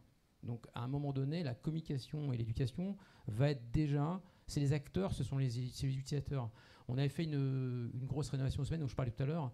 On a eu 94% de taux de satisfaction, alors qu'on est passé de 17 000 m² à 9 800 m², avec un taux de flex très agressif. Le ROI en mètres carrés, je ne vous le calcule pas, il est de 3030, hein, donc c'est énorme comme gain. Et les gens, ils ont dit, on s'est rendu compte qu'on n'avait pas le choix entre payer moins cher et avoir moins de confort. C'est possible. Alors ça, c'était la grande réussite du programme, parce que quand on m'a dit ça, je dis, j'ai réussi mon truc, hein. Parce que souvent, c'est facile d'enlever 4 degrés en disant, c'est comme ça coûte trop cher. Mais c'est beaucoup plus compliqué de dire aux gens, vous êtes aussi bien qu'avant, et on consomme 40% moins cher. Donc voilà. Moi, je pense que communication, éducation et au final, formation, parce que le Smart FM, ça existe, hein. On forme les équipes de maintenance pour que le DPEB, il passe passer au bout d'un an, parce que ça arrive aussi ça, hein. Donc qu'on soit capable de maintenir le bâtiment avec des nouvelles technologies. Donc voilà. Entièrement d'accord avec toi, Jacques. Un autre élément en plus sur le financement, il y a différents financements. C'est qui finance? Il y a les financements publics. Les financements publics, il y a deux approches possibles. Soit on vous donne de l'argent, soit on évite de vous en prendre. Soit vous ne payez pas d'impôts, les impôts pour tout le monde sauf pour vous. C'est une forme de financement insidieuse mais qui marche pas mal en ce moment. Il faut voir que l'État va accroître ce financement via le non-financement, via la non-taxation, le financement lié aux économies d'énergie. Il y a des débats, je crois que c'est aujourd'hui au Sénat, sur le droit d'accise sur l'électricité. Les marchés de gros, c'est de 16%. Bercy dit, 9% c'est déjà bon à prendre. Il y en a à Bercy qui disent non, mais zéro, ça peut que aller vers le haut, le prix de l'électricité, il n'y a pas moyen. Les ministères, c'est compliqué, on ne sait pas trop où on arrive, on sait juste que ça ne va pas trop baisser, et même à long terme, ça ne va jamais baisser. Donc, tout le monde va devoir payer de plus en plus cher son énergie, surtout que pour une bonne partie, elle est importée. L'énergie fossile, hein, je rappelle, en termes comptables, c'est juste de la valeur ajoutée qu'on met dans une cheminée, on allume et ça brûle. C'est ça, l'énergie fossile, c'est de la combustion de valeur ajoutée. Donc ça n'a pas d'avenir. Et on n'a pas trop les moyens de jouer à ça longtemps. Donc il va falloir vraiment améliorer ses consommations d'énergie. La réglementation vous l'impose. La douloureuse à la fin du mois va vous l'imposer encore plus fort. Donc là-dessus, tout ce qui concourt à ça, le ROI va être très très rapide. Mais il n'y a pas que les sous, hein. On voit les nouvelles générations qui sont on board dans les entreprises, les jeunes, la durabilité des locaux dans lesquels ils vont travailler, c'est hyper important. Quand on leur explique que si on s'efface à certains moments de la journée, on accepte qu'on aura un peu moins de confort le matin entre 9h et 10h, et ça va éviter qu'on apporte de l'énergie qui vient de centrales totalement carbonées. Je pense que c'est un discours qu'ils sont prêts à entendre et qui vont faire en sorte qu'ils ne vont pas les râler en disant j'ai eu un petit peu plus froid le matin de 9 à 10. Voilà, c'est un avis qui est partagé par beaucoup de personnes. Et je pense que c'est de la com encore, ça on en parle depuis tout à l'heure, c'est de la com. Il faut montrer aux gens qu'on ne le fait pas pour les embêter en fait. On le fait parce que c'est vertueux. Donc finalement c'est intéressant et assez disruptif. Moins de financement, on arrête les financements et finalement on va sur la co-construction, la responsabilisation des usagers, la responsabilisation des foncières aussi, ou l'engagement de travaux, et derrière un effort collectif qui doit nous amener à payer moins de factures à la fin, quoi. Et à gagner plutôt que à gagner via les économies d'énergie générées ou via les économies de coûts, parce qu'il n'y a pas que l'énergie, il y a le coût aussi d'utilisation du bâtiment, plutôt que gagner des sous à la base en finançant des travaux. En injectant aussi deux éléments, en prenant en compte deux éléments, c'est qu'il faut aussi que les banquiers s'emparent de ce sujet, qu'on n'ait pas les mêmes taux suivant ce qu'on veut faire, et que les experts s'emparent de ce sujet aussi, que la valorisation de notre immeuble dépend si on est bon élève ou mauvais élève, parce qu'aujourd'hui je ne suis pas sûr qu'il y ait une très grosse différence entre les deux sur la partie énergie. Oui, alors côté SBA, il y a un sujet qu'on n'a pas parlé dans la commission, qui est l'assurance. Vous faites tout, finalement, non, mais finalement, on n'a pas parlé d'assurance. Alors moi, je viens du secteur du financement, donc forcément, je suis moins éduqué, entre guillemets, sur l'assurance. Mais effectivement, d'avoir des taux d'assurance différenciés, par exemple, c'est là où aussi les assureurs peuvent peut-être demain être une partie prenante intéressante dans le déploiement des solutions. Ça existe déjà, achat d'un véhicule électrique, je crois que j'ai dû payer 0,99%, un truc comme ça, dans une banque française. Et l'assurance est moins chère aussi. Mais pas dans le bâtiment. Mais dans le bâtiment, la transposition dans le bâtiment, ça serait vraiment une aubaine, on va dire, intéressante pour qu'on puisse lancer les investissements, effectivement. Pas une aubaine, ça dépend pour qui et sur quel immeuble, mais en tout cas, ça sera un élément supplémentaire qui nous permettra de bouger. Qui est-ce qui paye l'assurance? C'est le locataire ou c'est la foncière? Ou j'imagine les deux? Non, c'est le locataire. C'est le locataire. C'est le locataire, sauf en Allemagne, par exemple, où il y a l'assurance du bâtiment et l'assurance attentat. L'attentat, c'est le propriétaire. Mais c'est pareil, comme ça rentre dans les charges, si on a trop de charges, du coup, le locataire, il va partir. Donc, c'est qui partira. Donc, plutôt d'effort. Alors, est-ce qu'il y a des réactions dans la salle? Finalement, le financement, allez-y. Bonjour, Thomas Legodu de la société Quezol. Donc, ceux qui ne connaissent pas, on est éditeur de logiciels IoT et data. Et alors, moi, ce que j'ai observé quand même, c'est que sur les 2 sondages que nous avons faits, les suivis de consommation d'énergie ainsi que la réduction des coûts d'énergie arrivaient en priorité. Et alors, quand on est apporteur de solutions, et qu'on va aller s'adresser à des gestionnaires de bâtiments, à qui peut-on aller s'adresser hors les énergie managers?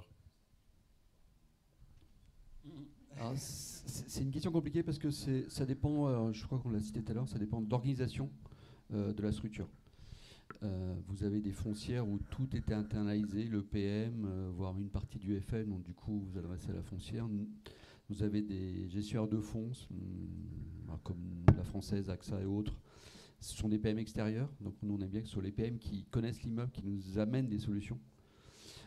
Et on pense, alors ça peut-être à tort, on aurait pu poser la question, que ce sont des projets qui se mènent actif par actif et non pas de façon globale. Donc on a une autre structure sur le secteur qui lui mène une démarche vraiment globale sur l'ensemble de ces immeubles. Petit à petit, les équipes avec une norme, avec des choses très structurées. On n'a pas fait cette démarche-là, mais ça dépend vraiment. Il faut connaître l'acteur que vous visez pour cibler la bonne personne, entre guillemets, ou le bon acteur. Et puis vous avez aussi toutes les sociétés de multitechniques qui sont à la manœuvre au quotidien sur l'immeuble. C'est elles qui, au final, le matin, pilotent l'immeuble. Après, on les entend moins, nous, en tout cas. Il y a plusieurs intermédiaires avant. Et surtout, nous, ce qu'on attend, c'est des gens qui nous apportent des solutions en s'engageant sur le gain. Je ne sais plus comment ça s'appelle, le contrat à performance énergie. On est prêt à partager le gain, il n'y a aucun problème, mais on rencontre quand même beaucoup de sociétés en ce moment. C'est quand même le secteur qui se développe avec beaucoup d'acteurs.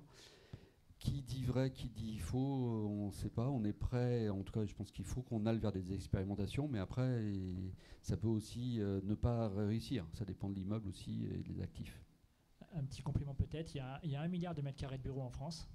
Il n'y a pas une solution du marché qui convienne au milliard, ça on est d'accord. Il y a plusieurs solutions, à la fois côté propriétaire, locataire et côté éditeur de logiciels. Vous avez un allié qui est la personne qui s'intéresse à tout le marché immobilier, tout le marché technologique et qui les met en relation les uns avec les autres de façon très appropriée. C'est l'AMO Smart Building.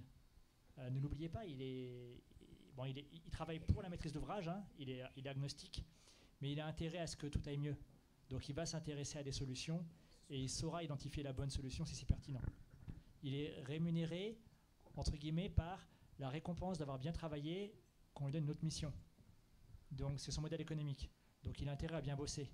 Donc si vous avez une bonne solution, allez le voir, il sera très content d'en avoir connaissance.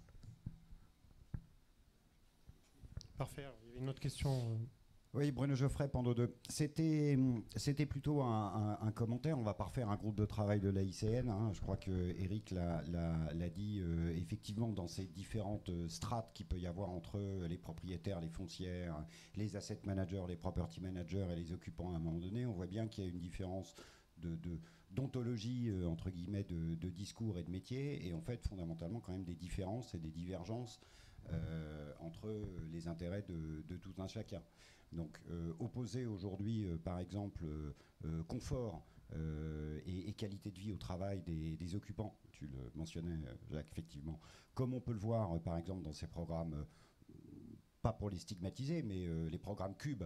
Moi, je suis toujours frappé, effectivement, de voir des cibles d'économie d'énergie avec des occupants à un moment donné qui disent tous, bah ouais, quand il faut vraiment réduire, on saute sur les moufles et les anoraks. Donc clairement, le pilotage des bâtiments aujourd'hui et le financement doit trouver son juste milieu entre ce que le propriétaire peut prendre en charge, ce que le locataire, le preneur peut prendre en charge, et à quel moment, effectivement, on arrive à engager ces travaux. C'est-à-dire que globalement, il y a quand même une relation de force, on le voit bien. Soit on est dans le champ de l'État, où globalement, effectivement, les propriétaires, entre guillemets, et les occupants sont à peu près les mêmes. Soit on est dans l'industrie, où effectivement, c'est bien le cas sur les électro-intensifs, ils ont trouvé leur économie d'énergie. Sur le tertiaire aujourd'hui, on n'a pas trouvé, enfin, il ne me semble pas qu'on ait trouvé cette synergie, ce discours synergique entre les différents acteurs de ces différentes strates. Donc ça se fait à des moments où il y a des moments de négociation. On change de bail. Enfin, là, c'est une question, pour le coup, pour vous tous. Ça se fait à quel moment ? À des moments où on change de bail, à des moments où on renégocie quelque chose. Quel est le bon moment, effectivement, pour avoir ce discours entre les propriétaires et les preneurs, par exemple ? Alors, le souhait, ce serait d'avoir un discours permanent, mais je ne peux pas avoir, moi, un discours permanent avec mes 6000 locataires, sinon j'explose en vol. Enfin, quand je dis nous, quand je dis moi, c'est mes assets. Nous, on a réinstitué, c'est ce que je vous disais tout à l'heure, des comités verts. Donc, on a recruté une personne qui ne fait que ça. Il assiste les PM et son but, c'est de regrouper l'ensemble des locataires des sites une fois par an pour parler énergie sur des données, d'énergie et confort sur les données factuelles. Donc, et tout à l'heure, tu parlais de la partie communication. Nous, on parle plutôt de côté marketing. Il faut qu'on aille convaincre de l'intérêt d'un chantier, des travaux, l'intérêt de l'usage, incorporer aussi dans toute la démarche l'occupant, parce que mine de rien, le locataire, lui, c'est lui qui paye, mais ça se peut, il n'est pas sur le site, il est bien ailleurs. Et l'occupant, c'est lui qui est en local. Donc on réfléchit à des choses qui soient plus ludiques, des jeux, des communications, alors les écrans de télé dans les hauts de l'accueil, on a essayé, ça marche pas bien. Les gens s'y habituent, mais des démonstrations de vélo électrique, de choses qui permettent d'animer un peu et de mettre ce sujet au centre de la discussion, puisque le loyer, lui, il est fixe, entre guillemets. On renégocie à chaque fois, mais au bout des périodes triennales. Mais sinon, le reste, il faut incorporer. C'est ça la difficulté, c'est qu'il faut incorporer tout le monde, y compris l'usager. Et ça, c'est compliqué à faire. Il y a une vraie démarche. Et c'est long et c'est compliqué, mais c'est comme ça qu'on y arrive, je pense. Typiquement, ça, c'est aussi une des missions de ce qu'on appelle dans le monde du PM, du gestionnaire locatif. qui a, lui, la relation normalement mensuelle avec son locataire et qui peuvent échanger sur c'est quoi le budget de charge l'an prochain, dont énergie. Ok, on trouve c'est un peu élevé, qu'est-ce qu'on fait du coup, et rend compte après au propriétaire. C'est vraiment typiquement l'une des missions du PM, quoi. Un des outils qu'on installe de temps en temps côté PM notamment, c'est des applications bâtiments, des applications smart, donc c'est des smart apps dans lesquelles on va, je suis en train d'en préparer une pour un client, on fait une sorte de gamification du geste écologique du bâtiment. Et automatiquement, alors avec un Apple, avec un téléphone, on fait beaucoup de choses, de capter pas mal de choses. Quelques API par-ci par-là pour la GTD, pour l'énergie, le flux d'ascenseur. Et on va pouvoir avoir un score de comportement durable. Et ça marche très très bien. Et plus on a de gens qui vont se prêter au jeu, on se rend compte que moins on consomme. Et plus on va avoir des gens capables d'accepter de faire des efforts pour avoir un comportement vertueux. Et donc, c'est des applications qui sont pas très compliquées à faire et qu'on trouve assez facilement. Et ça fonctionne bien. Après, il y a un sujet, c'est qu'il faut avoir la volonté en termes de marketing, justement, de faire en sorte que cette application soit vraiment utilisée par les gens. Ça, c'est une autre histoire. Et ça, je crois que c'est l'histoire la plus compliquée dans le process. C'est que si on n'explique pas aux gens à quoi ça sert et qu'on ne fait pas des campagnes d'information avec le turnover du personnel, ça marche moins bien. Mais ça fonctionne pas mal.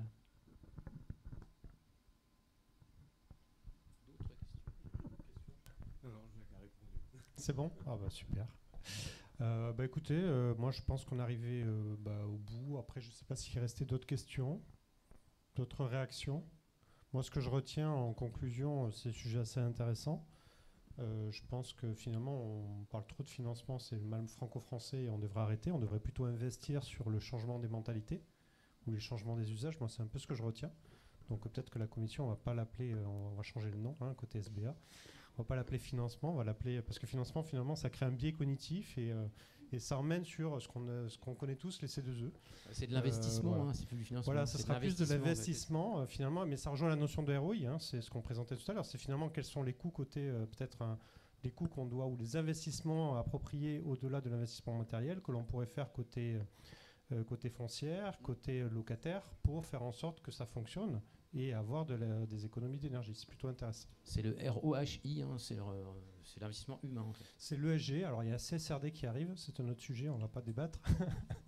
Mais effectivement, c'est l'investissement humain et l'adhésion des gens, l'engagement finalement des gens, du collectif dans la dynamique.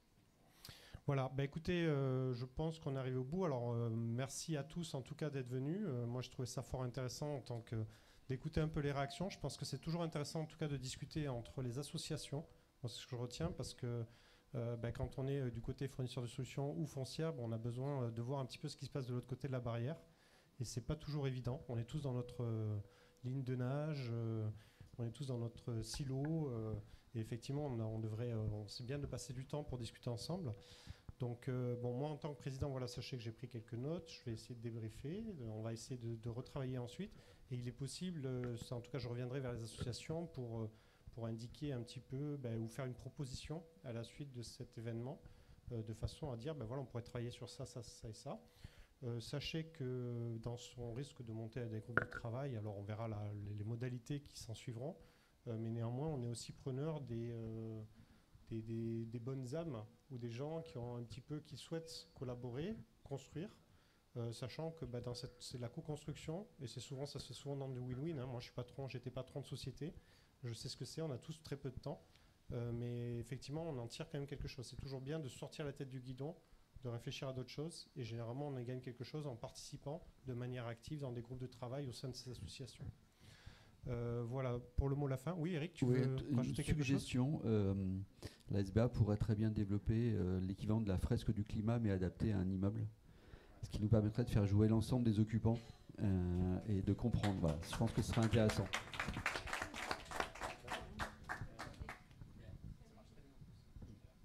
Et qui paye ? Ah, tout de suite.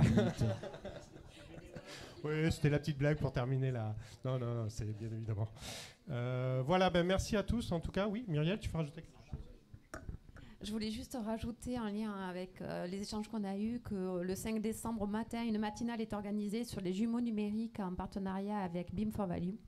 Donc si vous êtes intéressé pour poursuivre ces échanges, on se retrouve le 5 décembre au matin pour la matinale organisée par la SBA. Vous êtes tous les bienvenus.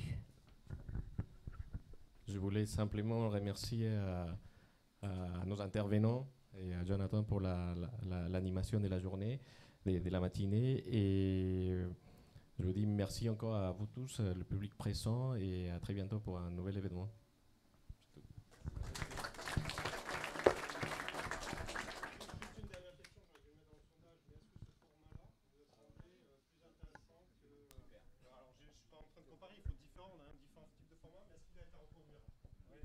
C'était un peu une innovation.